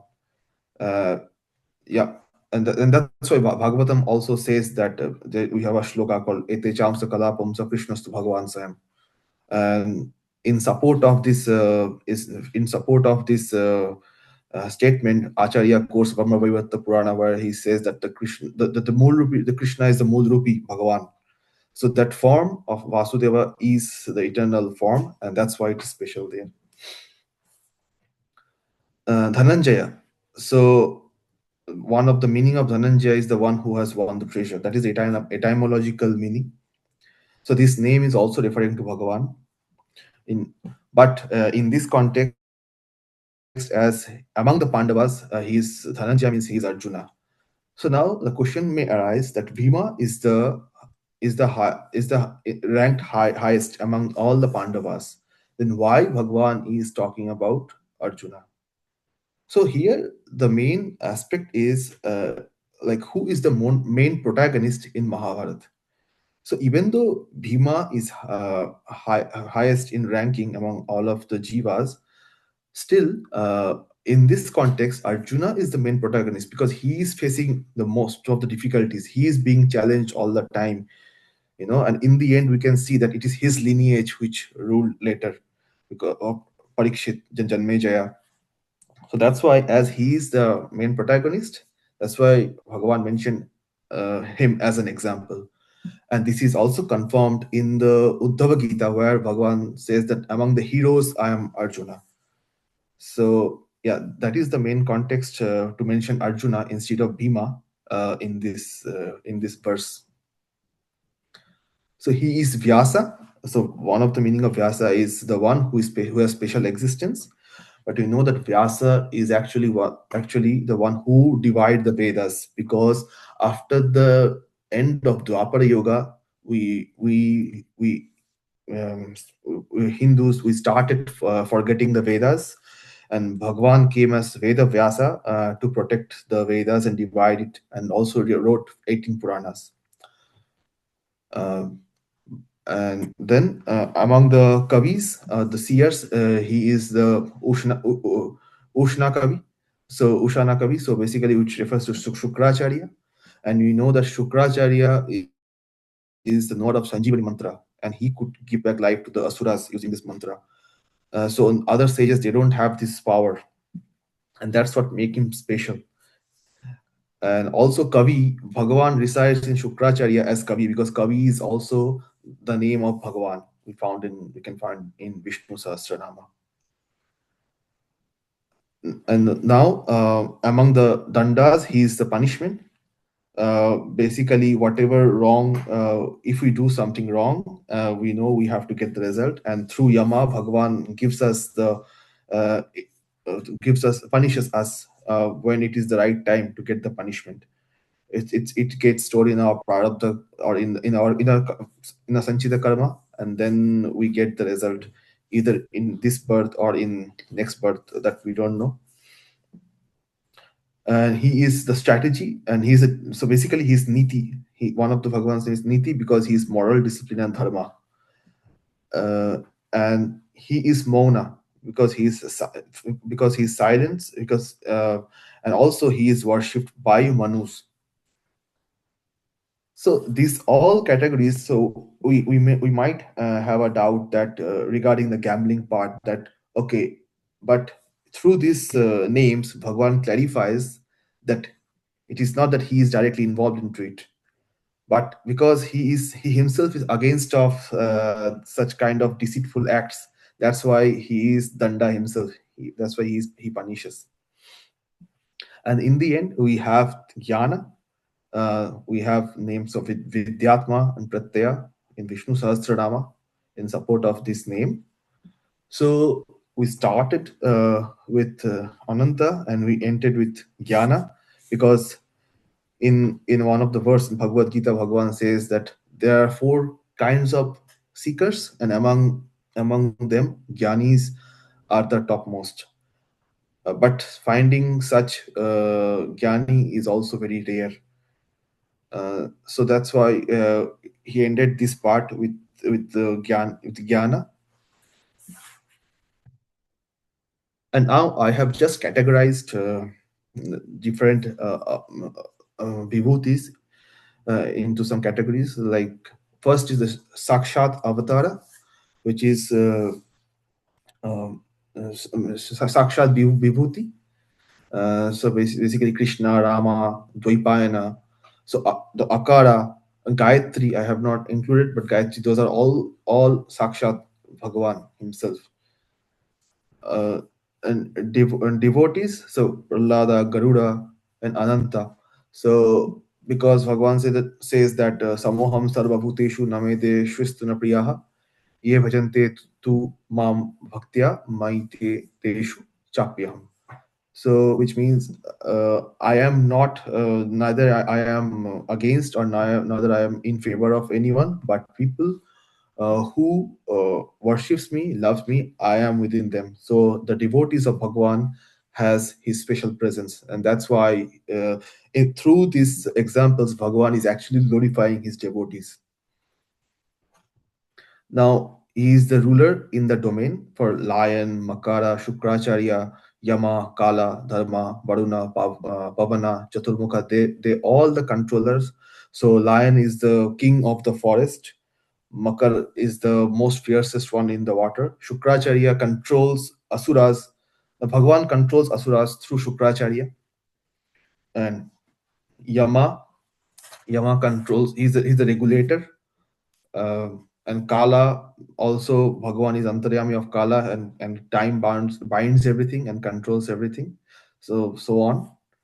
So basically, we can see in Taittiriya Upanishad, it is saying that all the entities like Bhayat Jasya Agnistapati, Bhayatyapati Surya, Bhayadi Indrascha, Vayuscha, Mrityurdhavati Pashyam. So basically, all the devatas are performing their activities due to the fear of Paramatma, said by Taittiriya Upanishad. So Bhagavan, he is controlling all of these controllers. And then we have Aveshas, so Ananta and Vyasa. So why I mentioned Vyasa here, apart from Dvaipayana, because Dvaipayana himself is the Sakshat Bhagavan, but in every Manvantara we have Vyasa. And there are 28 Vyasas mentioned in the Vishnu Purana. So apart from Dvaipayana, the other Vyasas, they have Tirohita Avesha. Tirohita, I forgot the term, sorry. But they have the Avesha of Bhagavan, and also Satvata Samhita, which is a Pancharatragama, mentioned Vyasa as the Avesha avatar. But we have supporting statement for Dvaipayana as Bhagavan Sakshat Narayana himself. So that is how we can reconcile it, that Dvaipayana is the Purna avatar, because Vyasa is a position, and in every Manvantara, if there is no suitable Jiva to perform that activity, Bhagavan takes that position. So in the Kali Yuga, we are fortunate that Bhagavan himself became Krishna Dvaipayana and became the Vyasa of this age. So Bhagavan is also the controller of all the qualities, because in the Vishnu Purana we have this shloka called Aishwaryasya Samagrasya Viryasya Yasha Jnana Vairagya. So Bhagavan has all the opulences, these 6 opulences. And then he mentioned himself as a cause of origin and sustenance and dissolution. So but in the end, I just want to highlight one thing, and I have mentioned in all the slides, that all the names directly and indirectly refers to Vishnu alone. And some of the names I have taken from Sri Raghavendra Swami's Gita Vibriti, and also some names I found in the Vishnu Sahasranama. So Sri Krishna Arpanamastu. Thank you. So that is all from my side. Fantastic, Shaptarshiji. Beautiful summary. Do you want to come out and I can start sharing my slide? Yeah, Madhuji.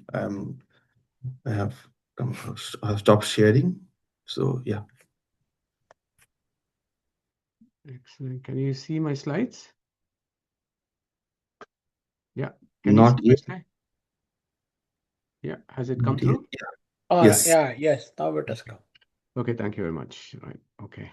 Devam Narayanam Natva Sarvadosha Vivarjitam Paripurnam Gurumshtan Gitartam Vakshami Leshatah. So thank you for that. 77 run through of 77 Vibhuti was just amazing, linking such a logical sequence in which Krishna gives us. So I was just thinking, Krishna gave it during the end of Dwapara Yuga. In that time, these were all the exalted souls that were existing out there, and he picks these souls and entities and then says, my opulences you can see in them. So perhaps maybe what we should do is, that's probably for another day. Maybe we should take up what's happening in the modern times. Can we see that kind of an opulences through modern time figureheads and entities that we have? I think we should probably do that, because that's where the application comes in. But it gives a good forum for us to think about this. So akamayat bahusyam prajaye iti sa tapo atapyata sa tapastaptva idam sarvam asrujata. Yadidam kincha tat srishtva tadeva anupravishata tad anupravishya satcha tyatcha abhavat. Okay, this is the foundational verse of Taittiriya Upanishad that we keep bringing it in our satsang, that we should never ever forget, because this is the foundation. What Krishna has done in the 10th chapter by giving those 77 examples is the practical application of his times. In his time, what is the practical application of demonstrating that he is in all of his creation, and he gives them what? their Swarupa, Pramiti, and Pravriti Satta. So he gives them their reality, he gives them their objective of knowledge or a ability to know about things, and he gives them their volition. So all these three things he is doing for these entities in the universe. And what are all those entities in the universe? We have looked at 24 tattvas, and we have looked at sattva, rajas, tamas, mahat, ahankara, vaikarika, tejasa, tamasa, and then various indriyas, pancha tanmatras, panchabhutas, and the various components of the mind, buddhi, everything has come about. And actually, if you think about this 24 tattvas and their tattvabhimani devatas of various types, you will be able to place your 77 vibhutis in these categories. In one form or the other, you will be able to place them, because our Upanishad, Krishna Yajurveda, has said that this is what this guy does. He gets into all of his creation and gives them their reality, volition, and objective of knowledge and ability to know things. So what does that 77 vibhutis actually tell us?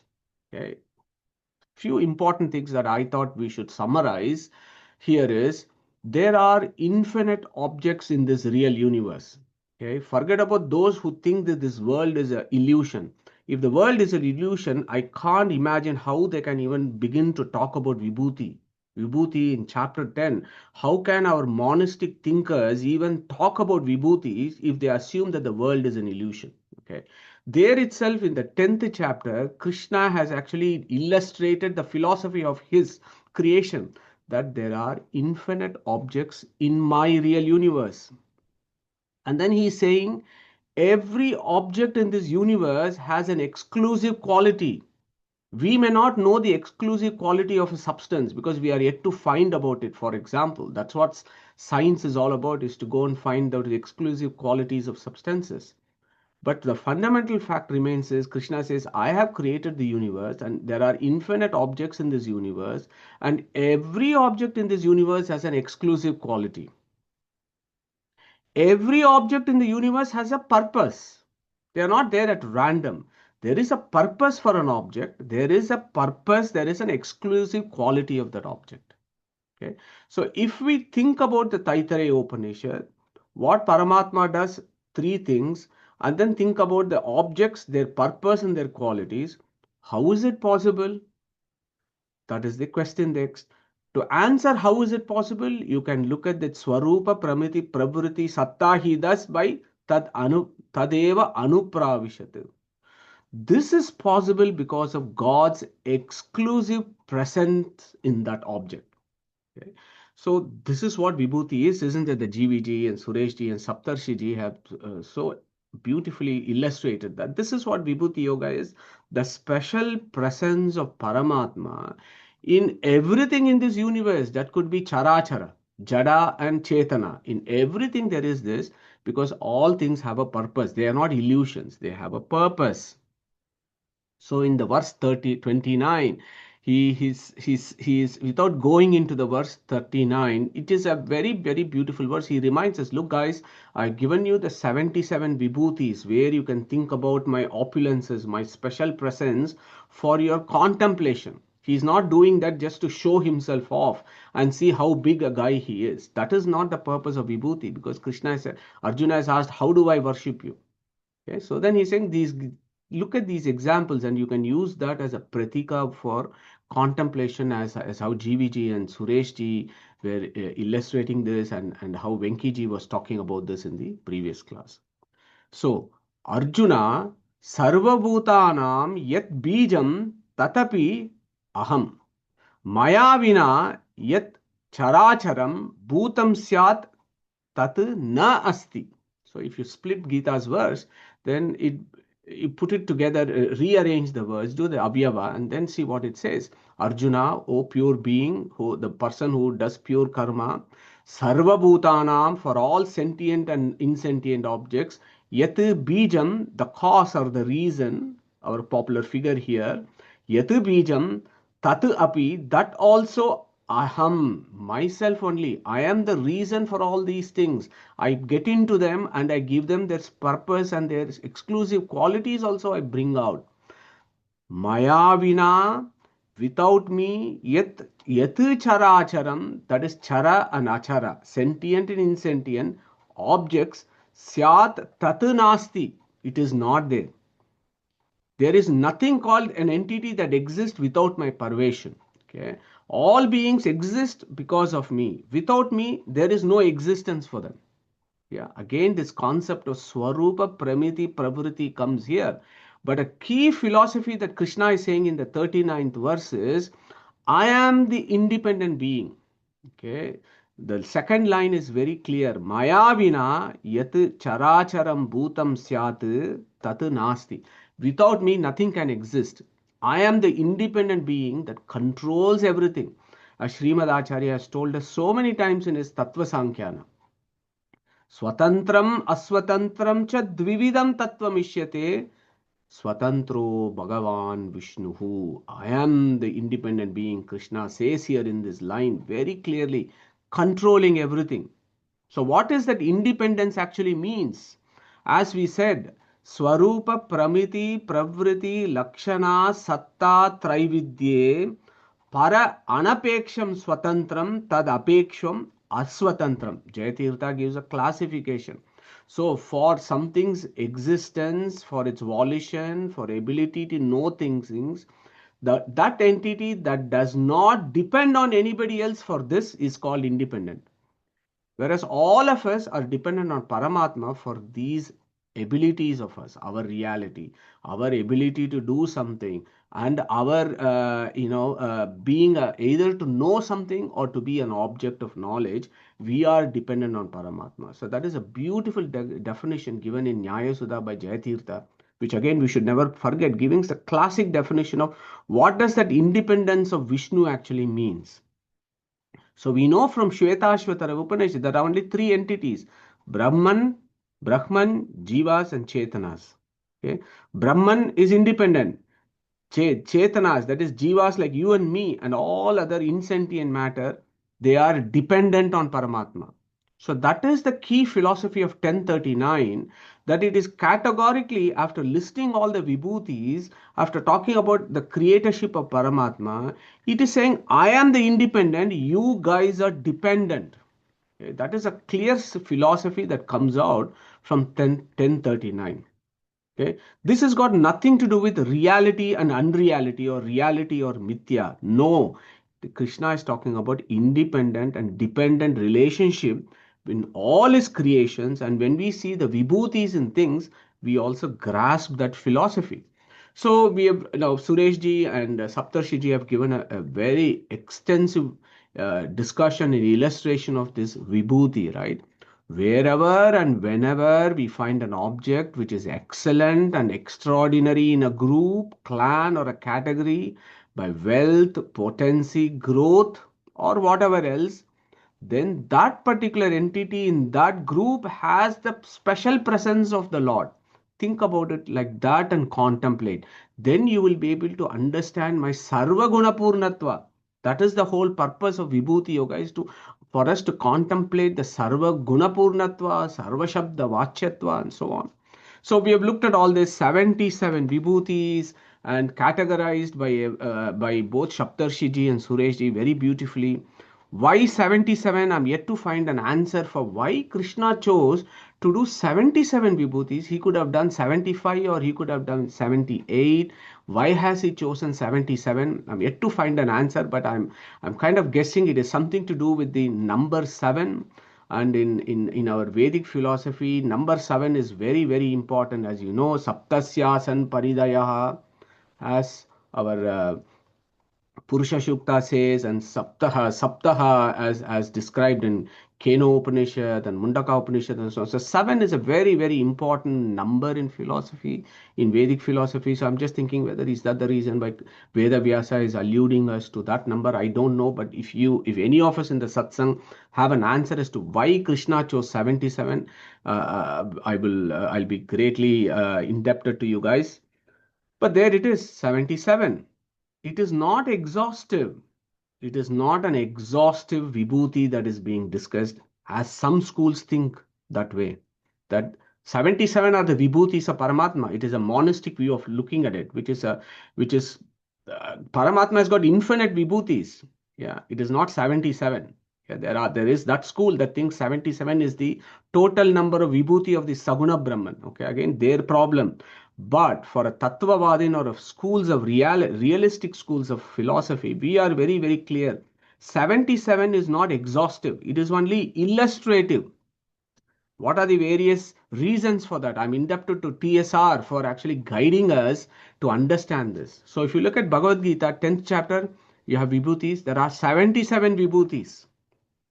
Okay, Suresh ji and Sapchar ji were also mentioning about Uddhava Gita, which comes in Srimad Bhagavatam, 11th canto.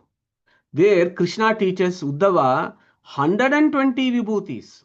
So here itself there is an answer to our monastic friends that in Uddhava Gita there are 120 and in Gita there are 77. So by definition 77 is not an exhaustive list. 77 is also illustrative and then Uddhava Gita giving 120 is also illustrative, not exhaustive. Why Uddhava was taught more vibhuti than Arjuna? Let's think about this very briefly. Why did he teach more vibhutis to Uddhava? He could have chosen to give more vibhutis to Arjuna, right? Indra is after all 8th rank in the Vedic pantheon. Uddhava is Brihaspati's incarnation and he is 10th rank. So here we have a problem. You give more knowledge to somebody who is more capable of receiving it. So Indra should be more capable of receiving 120 vibhutis rather than Brihaspati. So we are in a problem here. Both of them have avesha of either Vayu or Chaturmukha Brahma. So you may say, oh, they have avesha of Chaturmukha, they have avesha of Rujus. That's why they have been given this. No, that again does not settle this kind of a discussion. The philosophical discussion about 77 versus 120 in Bhagavad Gita and Bhagavatam. Is it because Uddhava has less knowledge, so he had to be taught more? Okay, no, that we have understood because to hear more from Krishna means the caliber of that person must be more. In that case, does Brihaspati has more caliber than Indra? So these kind of discussions do crop in. The answer to that is the prakarana or the contextual relevance in which Krishna gave those vibhutis to either Arjuna or Brihaspati. It is that intention that is important. In Bhagavad Gita, Krishna gives an illustration of his vibhuti n equals 77. Why? Because Arjuna asked him and he gave him, and he was asked to hear and then wage a dharmic war. Okay, so to understand that it is the Lord who is the independent controller of everything, so wage the war. It was the reason why Indra or Arjuna was given those vibhutis. Whereas in Uddhava was given vibhutis. Why? Because the Yadavas are gone at that time when this message was being given. Yadavas, it was the destruction of the Yadavas. The knowledge had to be preserved. So so Uddhava was given more vibhutis so that he could teach and preach. So he was given more information. Okay, so think about this problem about vibhutis of 77 and 120. But again, the key message there is this is not exhaustive, but it's only illustrative. As immediately pointed out by Krishna himself in the 40th verse, Na anto asti mama divyanam vibhutinam parantapa esha tu uddeshataha proktaha vibhutir vistaromaya. Again, how did our monastic friends forget about the 40th verse, which here our Krishna himself said uddeshataha. Uddeshataha means it is the illustrative. It's only an illustrative reason that I've given, but my vibhutis are endless. Same in Bhagavatam, Krishna tells Uddhava Gita, Sankyanam Paramanunam Kalena Kriyate Maya Na Tata Me Vibhutinam Srujato Andani Kotishaha. You count all the atoms, you take up all the time and everything, put them all together. Still, you will not be able to exhaust my vibhutis. Okay. So, again, important point from this. So, that verse of 40. Parantapa, bringing troubles to the enemies. Mama divyanam vibhutinam antaha na asti. For my divine vibhuti rupas, end is not there. These, yeshaha, Vibhute tad uddeshataha. I have only given you the most important ones for your contemplation. So through that we can understand, maybe in the modern times when we see amazing things around us, we can think about, oh, is this Sajatiya Vibhuti? Is it Vijatiya Vibhuti? Is it Sajatiya Ekadesha Vibhuti? We can do all those kind of contemplations adopting to the modern times. But the fact is, Vibhutehe tad uddeshataha proktaha. And now Krishna says, okay, I have told you about the 17. Okay, but let me give you a general definition of the vibhutis so that you can also contemplate on other things if you want. Vibhute vistarahatu maya proktaha. I will now give you a general definition of vibhuti. This will be informed in the next verse, says Krishna. So that na antaha, that is that brihat that Saptarshi was talking about, that brihat atakasmad uchyate brahmeti brihanto hi asmin gunaha, time, space and attributes is endless. Kalataha, deshataha, gunataha cha parama mahatvam sataha parabrahmanaha. Never forget that. That is why our Srimad Acharya's Tattvavada in Mangala Charana always talks about this Gunapurna, Gunapurna, Doshadura, Gunapurna all the time. Okay? Because of that Brihat, who is an abode of auspicious attributes, which is what the Vibhuti Yoga is actually informing us to contemplate on this Paramatma. And then here Paramatma gives a general definition of what that Vibhuti is. He says, यत् यत् यत् सत्वं विभूतिमत् श्रीमत्वा ऊर्जितं तत्तद् एव मे तेजो अंश संभवं त्वम् अवगच्छ. So I've just done an avayava of this verse and given us a sense for what is it that Krishna is telling Arjuna. Yat yat sattvam, whatever article, vibhutimat, gets supremacy in its category, group, clan. Shrimat remains with all wealth, Va or Urjitam remains with good growth. Tat eva, that article only, understand that me tejo amsha sambhavam. These objects come into existence with a spark of mind. Tvam avagacha, you know like that. Okay, so if we take the 41st one, which is the general definition of what that vibhuti is, then we can very well apply this to the modern times. And I think GVG was mentioning it in the previous session, that when we put that kind of vibhuti concept in other things that are far better than us, why should we be jealous, or why should we feel inferior, or why should we have a hatred for something? All those things will go away, because when I see some exalted person performing exceptional activities, then I know that there is a special presence of Paramatma in him. So that is the great philosophy that Arjuna is being taught in 41, so that we can have a very philosophical approach to life and also use that as an opportunity to celebrate the Paramatma. Here the word Tejo Amsha Sambhavam becomes interesting. Amsha. Amsha it can be quite a cryptic word to sort out. Amsha can be Swarupa Amshas. We have seen a lot of Swarupas here. There are 5 Pratyaksha Vibhutis that have been discussed. Swarupamsas, Avatara Rupas. We also discussed about Antaryami Rupa, the general presence that, the Antaryamin, who is the independent controller that GVG was talking about. So that is the Swarupamsha, the Avatara Rupas and Antaryami Rupas of Paramatma. They are non-different from each other. Then there is something called Binna Amsas. Now today morning we were talking about this briefly. Binna Amsas. Jivas are the Binna Amsas of Paramatma. Okay. And Paramatma is inside them there as their Antaryamin and makes them to operate. That does not mean the Antaryamin and the Jiva are the same. No, Jivas are different. They are the Binna Amsas. So for us to understand what this Amsa philosophy of Veda Vyasa is, we should go to Brahma Sutra in the 2nd Adhyaya, 3rd Pada. Amshadikaranam. There is one separate sutra. There are 10 sutras here. Amshadikaranam. And I'm just giving a reference for us to go and check it out. Amsho nana vyapadeshad anyata chapi dashakitavaditvam adiyata eke. Big sutra.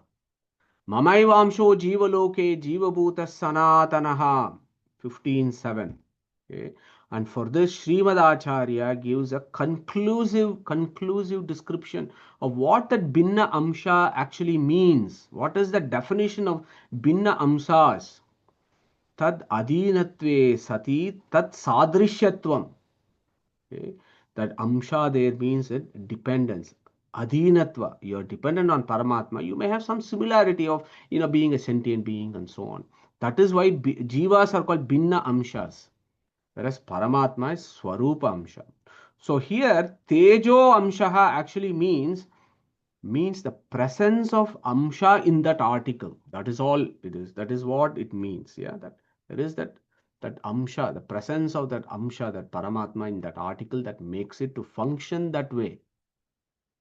So far in the 41st verse, he has given a general definition of all the vibhutis that can be there. Then then he has also said there is no limit to my vibhutis, Arjuna.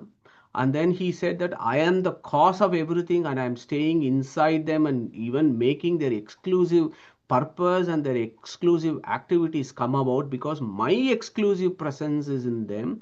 That is what is called vibhuti, right? Okay.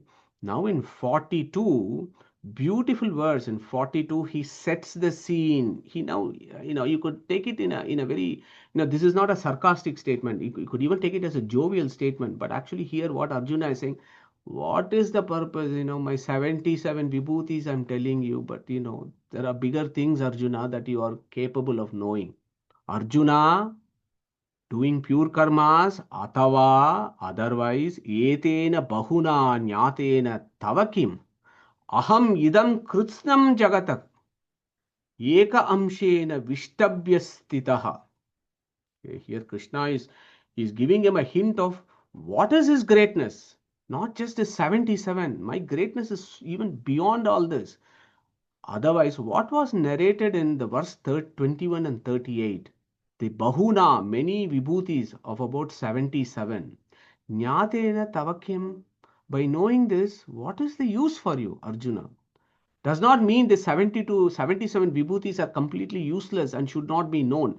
That is not the way to understand this. The way our Acharya and our Gurus teach us is the phala compared to Vishwarupa or the Vyapti Rupa is less, but Vibhuti Rupa should be known. That is the first step to understand the Vibhuti Rupa. Once you have understand that the Vibhuti is a Paramatma, then you might actually be able to understand the Vishwarupa. What is that Vishwarupa? Aham idam kritsnam jagat eka amshena vishtabhyah stitaha.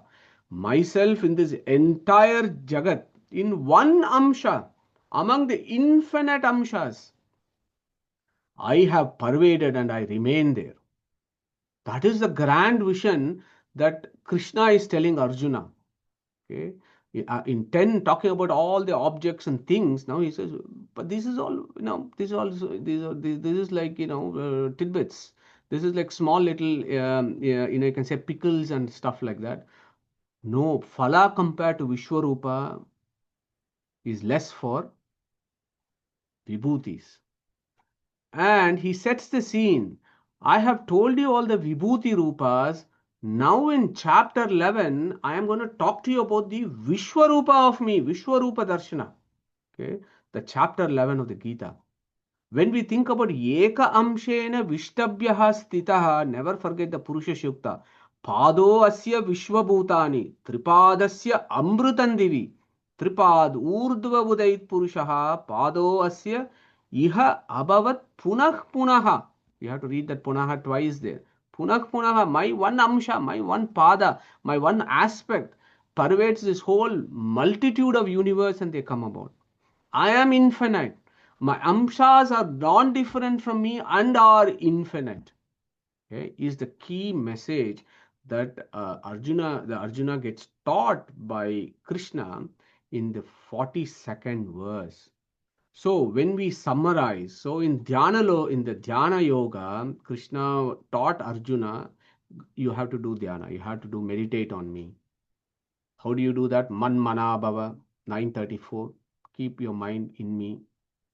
How am I going to keep my mind in you? When I close my eyes and think, only something else comes to my mind. How do I keep my mind on you? What are the pratikas and symbols that I have to do? That was given a brief glimpse in chapter 7, 8, and 9, 16. Raso aham apsu, aham krishna, aham yajnaha, swada aham, aham oshadayam, mantro aham, ahameva ajyam, aham agnir, aham hutam. We recited this just this afternoon. So after having given a brief introduction, he goes to further illustrations of his symbols or pratikas whom we can take up and contemplate. So he expands that further in Vibhuti Yoga, chapter 10, over 77 Vibhutis. And then he sets the scene for Arjuna so that he could actually give him the Vishwadarshana Rupa. I don't know whether I don't know whether any of us will ever be eligible for this. Indra is eligible. He is a Uttama Adhikari. He is eligible to receive knowledge of both Vibhuti Yoga and Vishwarupa Darshana Yoga. So that is how the navigation is from chapter 10 to chapter 11. So on that note, I will close my brief summary of the chapter 10, and needless to say, this was an amazing 2 sessions. Perhaps I will hand back to Suresh ji and GVG to moderate Q&A. Over to you, Suresh ji and GVG. Oh, that was a grand summary. Excellent. Very well brought home. So thank you, Madhusudan ji. And I also thank Suresh ji and Saptarishi ji to really, to give a detailed description of all the 77 rupas, and then the significance of the names, the rupas, and all of that. It was very well done. So I know that it has been already 2 hours, and I'm still amazed that there are still 25 people still sticking around all the way. So for 2 hours. So that means that all the speakers have kind of kept you engrossed. So that is really a credit to them.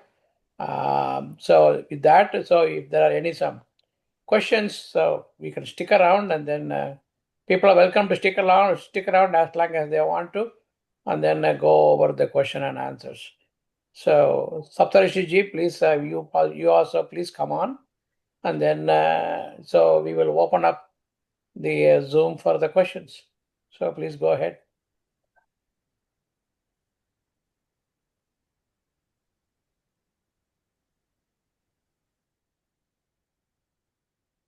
I have a question to Madhusudan ji.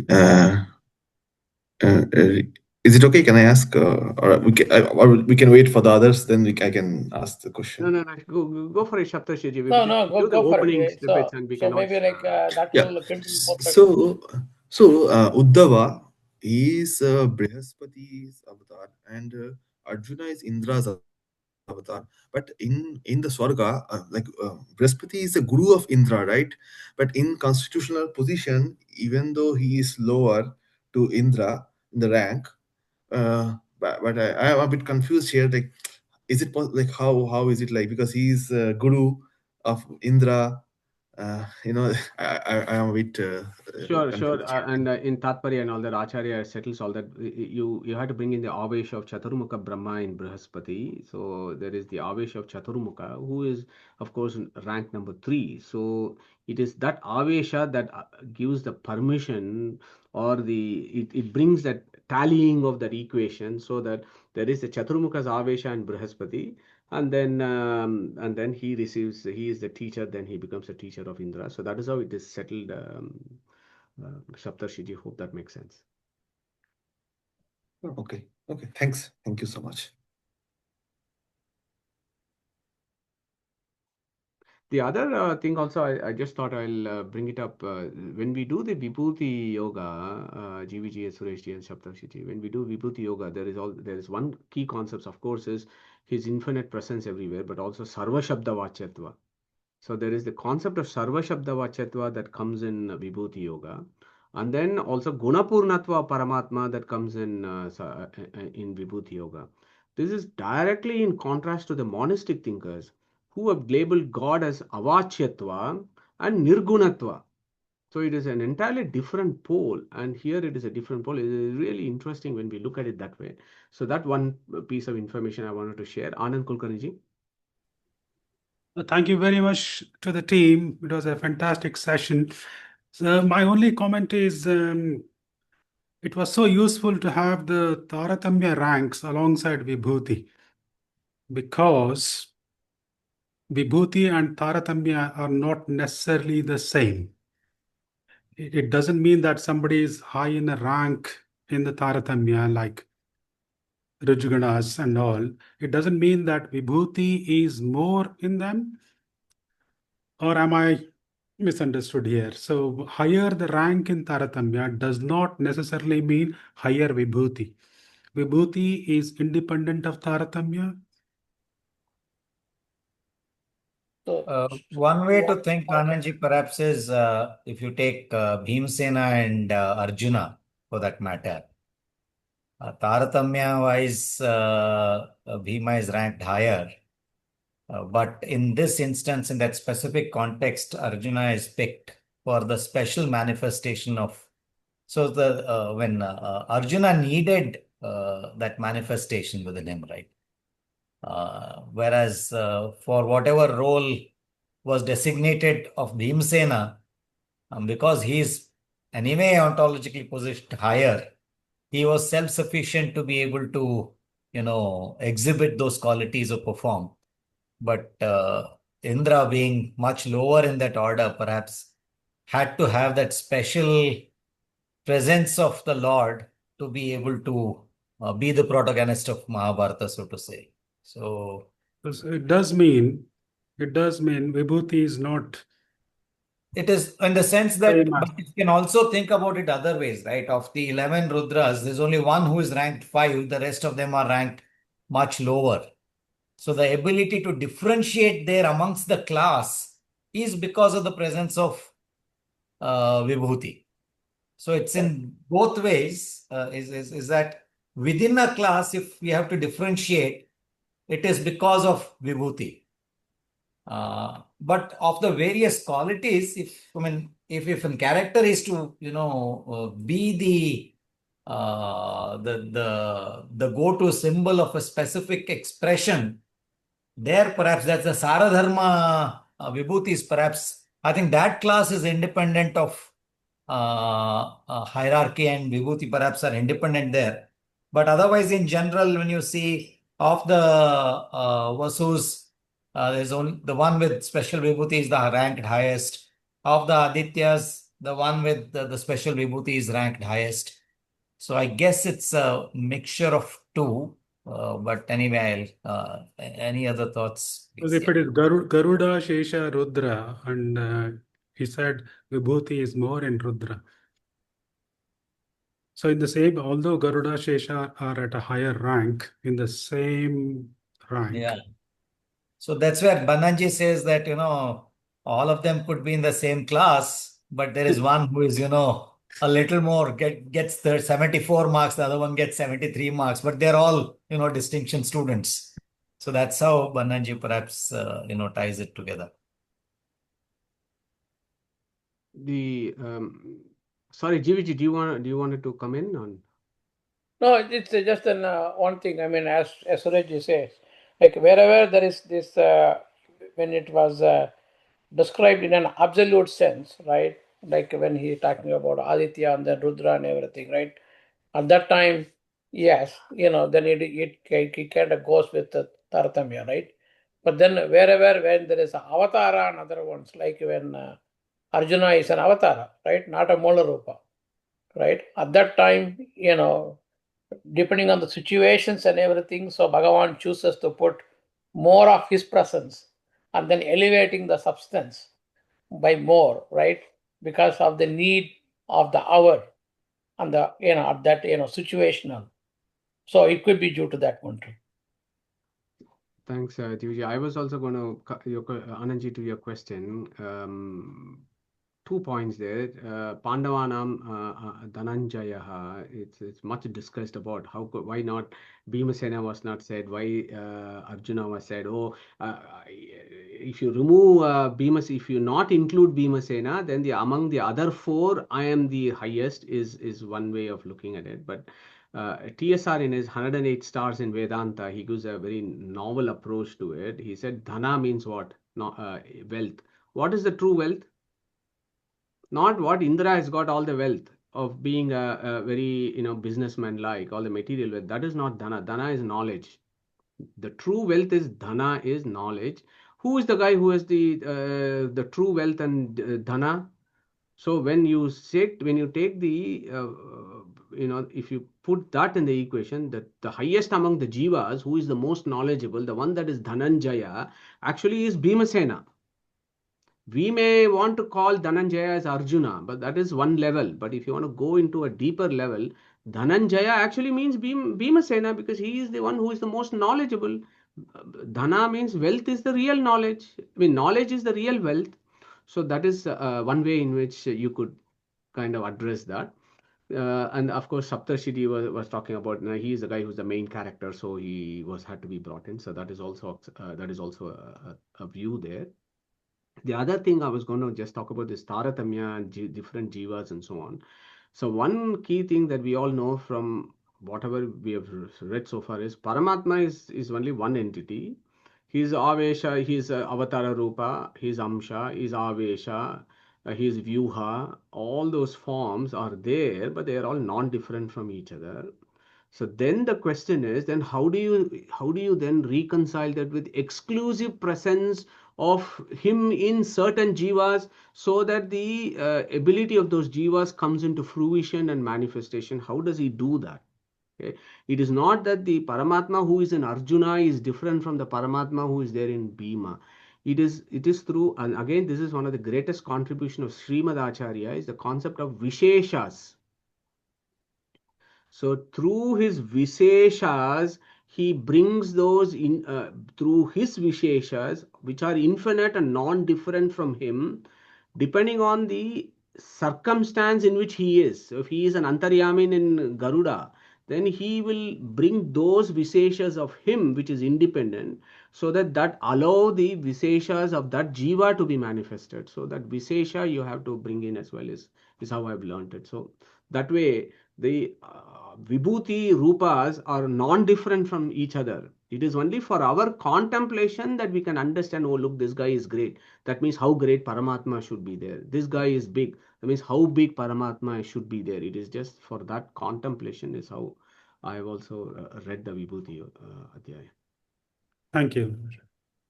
I think Gita, I think, yeah. Yeah, Neeta ji had a question. No, it was actually Sushrutu who wanted to say something, but he has to want to ask. Still, we have time. No, there's no time. No, that's fine. It was him. But I just wanted to say something else about what about the place like Kala, Desha, like we have special muhurtas and special times, and we also have special presence in, say, different kshetras like Badri or, so are they part of Vibhuti as well? I think so. Because, there are so many kshetras, but they're not all the kshetras are have special significance, as they are extolled in the Puranas, right? And then our own Vadiraj and other ones, they visited certain places, right? And then praised the Lord in there, especially. So given all of that, there seems to be, yes, there are some places are more significant than the other. So wherever there is this gradation comes, so the Vibhuti also goes with it.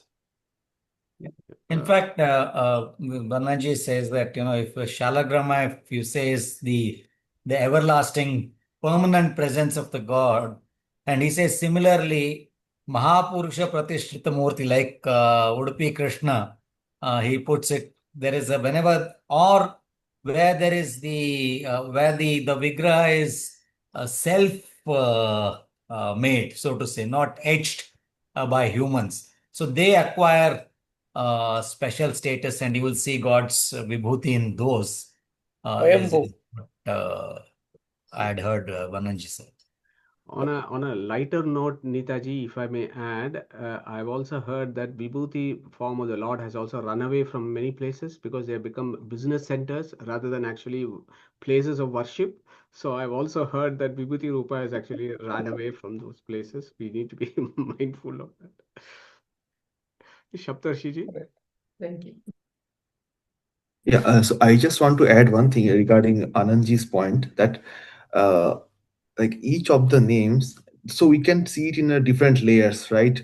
So basically now, as we all are familiar with the Tattvavada, and Acharya has analyzed it and made this hierarchy because through the each of the events. But let's say we don't know about it, right? And if someone just starting to read about Mahabharata, then for him, of course, it will come up that okay, Arjuna is the main character because he is always roaming around with Krishna. Okay, so basically, in a basic understanding, we can say okay, it is referring to Arjuna. But in a deeper understanding, what Madhusudanji said, it also refers to Bhima also, because in the end, if we see, all of these names are actually referring to Bhagavan. So actually, Bhagavan is referring to himself only in all of the vibhutis, but in a secret way. So I think it is in a different layers of understanding. Like all of this three are true simultaneously, but in different layers. Like one is so for example, the when it's referring to Bhagavan, it is the highest layer of understanding, and then the second layer is so Bhimsena because he is also the Dhananjaya. And in the basic understanding, it is Arjuna, like how it is we are seeing, right? That's how we can, yeah, reconcile. Sure, Shaptarshiji, I was also going to add. So the Sarva Shabda Vachyatva also there is a gradation. Okay, so Sarva Shabda Vachyatva in the primary sense, Sarva Shabda means every sound word talks about Vishnu alone. Yes, but there are some Shabdas that are exclusive to Vishnu. So, but there are other, for example, Lakshmi Tattva is also has Sarva Shabda Vachyatva, excluding those Shabdas that are exclusive to Vishnu. So she can also be brought into that Sarva Shabda Vachyatva. So that is in the Isha Koti. Then if you come to the Jiva Koti, in the Jivottamas, so all sounds and words of the universe can refer to the Vayu Tattva, excluding the names that are exclusive to Vishnu and Lakshmi. So that way you can have that gradation. So if you bring that, any vibhutis that you have here, for example, that you take away the Pratyaksha vibhuti, okay, and then think about others. For example, you can say, look, at one level, after all, in all the jivas we say, oh, inside the jivas is mukhya prana, inside the mukhya prana is the Lakshmi Narayana, is how we contemplate in the classical sense. So you can look at various levels. Agree with you, various levels here. Thank you. I totally agree with you, Madhusudanji, because for example, the name Narayana, it is only Bhagavan. So basically, if you read the Vedas, so for example, Shiva can have, it's also a name of Bhagavan, Narayana, but it is Narayana is the only name which he has not given to anyone, only to himself. And that is also confirmed by Bhattavaskara, who was a Shaiva himself. And he also stated, and that's why in the Vedas, when it is saying that something is attributed to Narayana, it is like a Swabhakasha Shruti, right?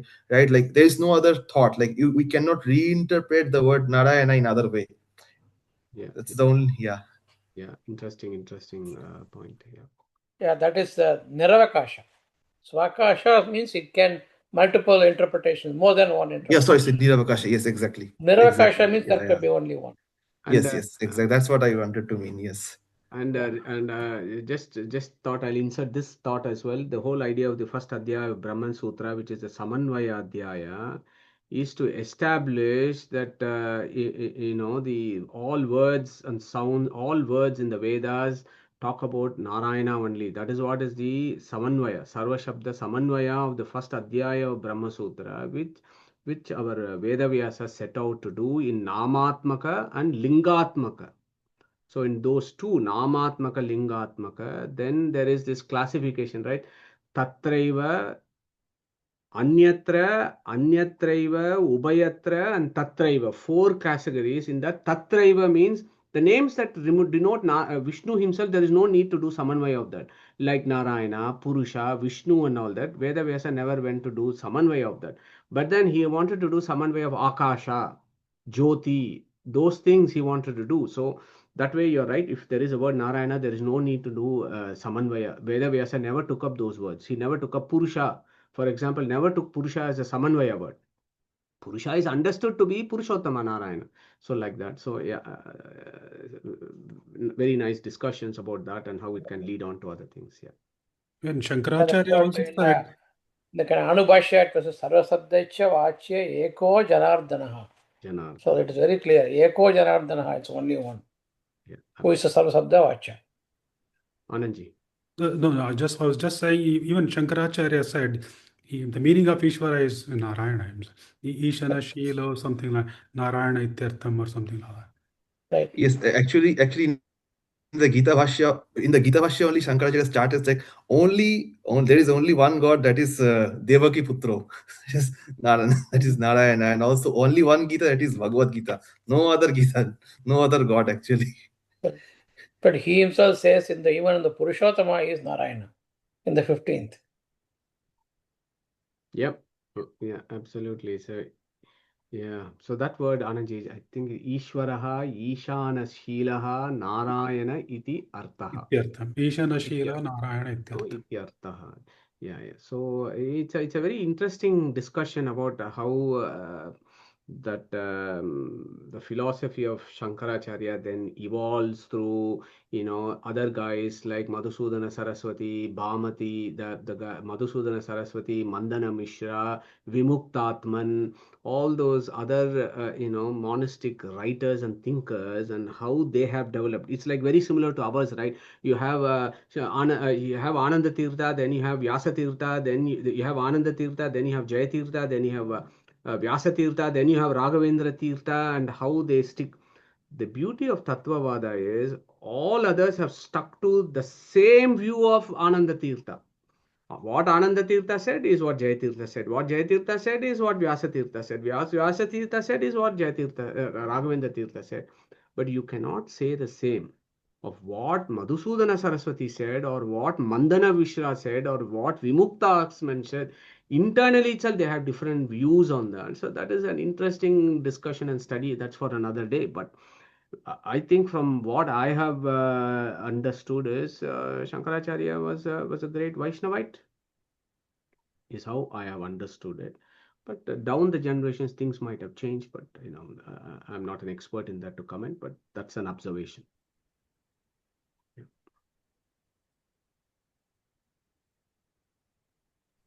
Even while explaining the word Keshava, I think in one of the Upanishads, he is saying Keshava means he is the father of Brahma and Rudra and Shiva. Correct. Yeah. Yeah. Yeah.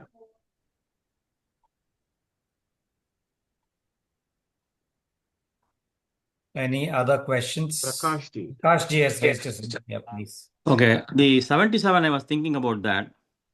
We are covering, for us, the realm is, even though it's Bhuloka, the 7 Urdhaloka, 7, that is the lower lokas, all the 14 lokas. So, all the 14 is covered by the word 77 is something which struck me. So, I just wanted to share that. Super, Prakashji. Very nice. 7 plus 7 equals 14. Beautiful. Beautiful.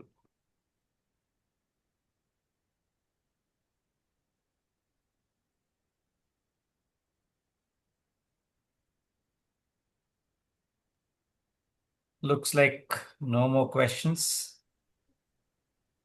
Madhuji, if you could summarize the sessions and then we could close it. Yeah, okay, I'll do that. So I was going to do a brief vote of thanks. So thank you everyone for an amazing chapter 10 discussion. Chapter 10 is always a little bit difficult. Yeah, it's always a bit more complicated to understand and comprehend it. So I was going to thank the whole team that actually made it more understandable for all of us from various perspectives. So big thank you to GVG who has actually led this chapter 10 over 2 sessions. GVG, Prakashji, and Venkiji in the first session, who actually laid the foundation of how to approach the Vibhuti Yoga. Yeah, so that was amazing. That was really beautiful. And today, I would like to thank Suresh ji and Saptarshi ji. It is nice to have Saptarshi ji on the panel and present this. So hopefully you will present more and more of this. So very nice to see Saptarshi ji and share your knowledge and your understanding of Gita. Really impressive.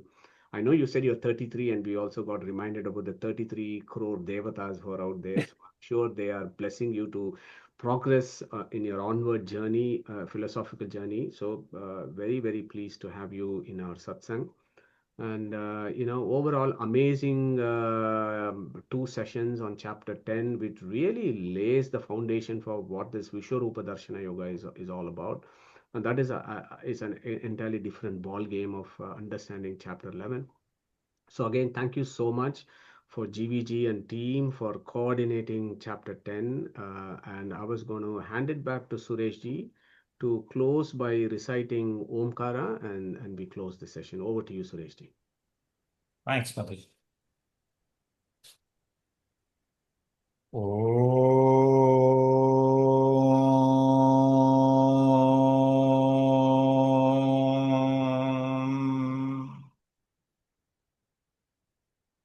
Krishna Arpanamastu.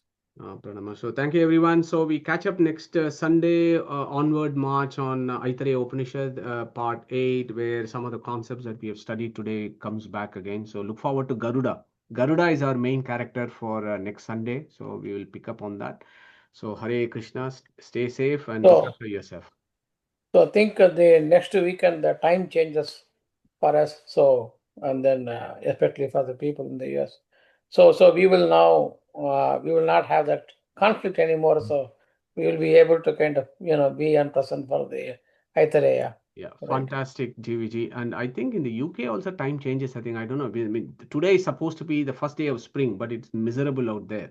So I don't know when the time is going to change. So I think for us changes at some point, right, Anandji? 28th March, I think. 28th March, so we still got some time. But Oh, anyway, okay. GVG, that's wonderful. So we will see the whole team from next Sunday. Great Right. stuff. Great. Yeah, 29th March, Madhu. Time change. 29th March. Sunday, Okay. Sunday. Sunday. Excellent. Okay.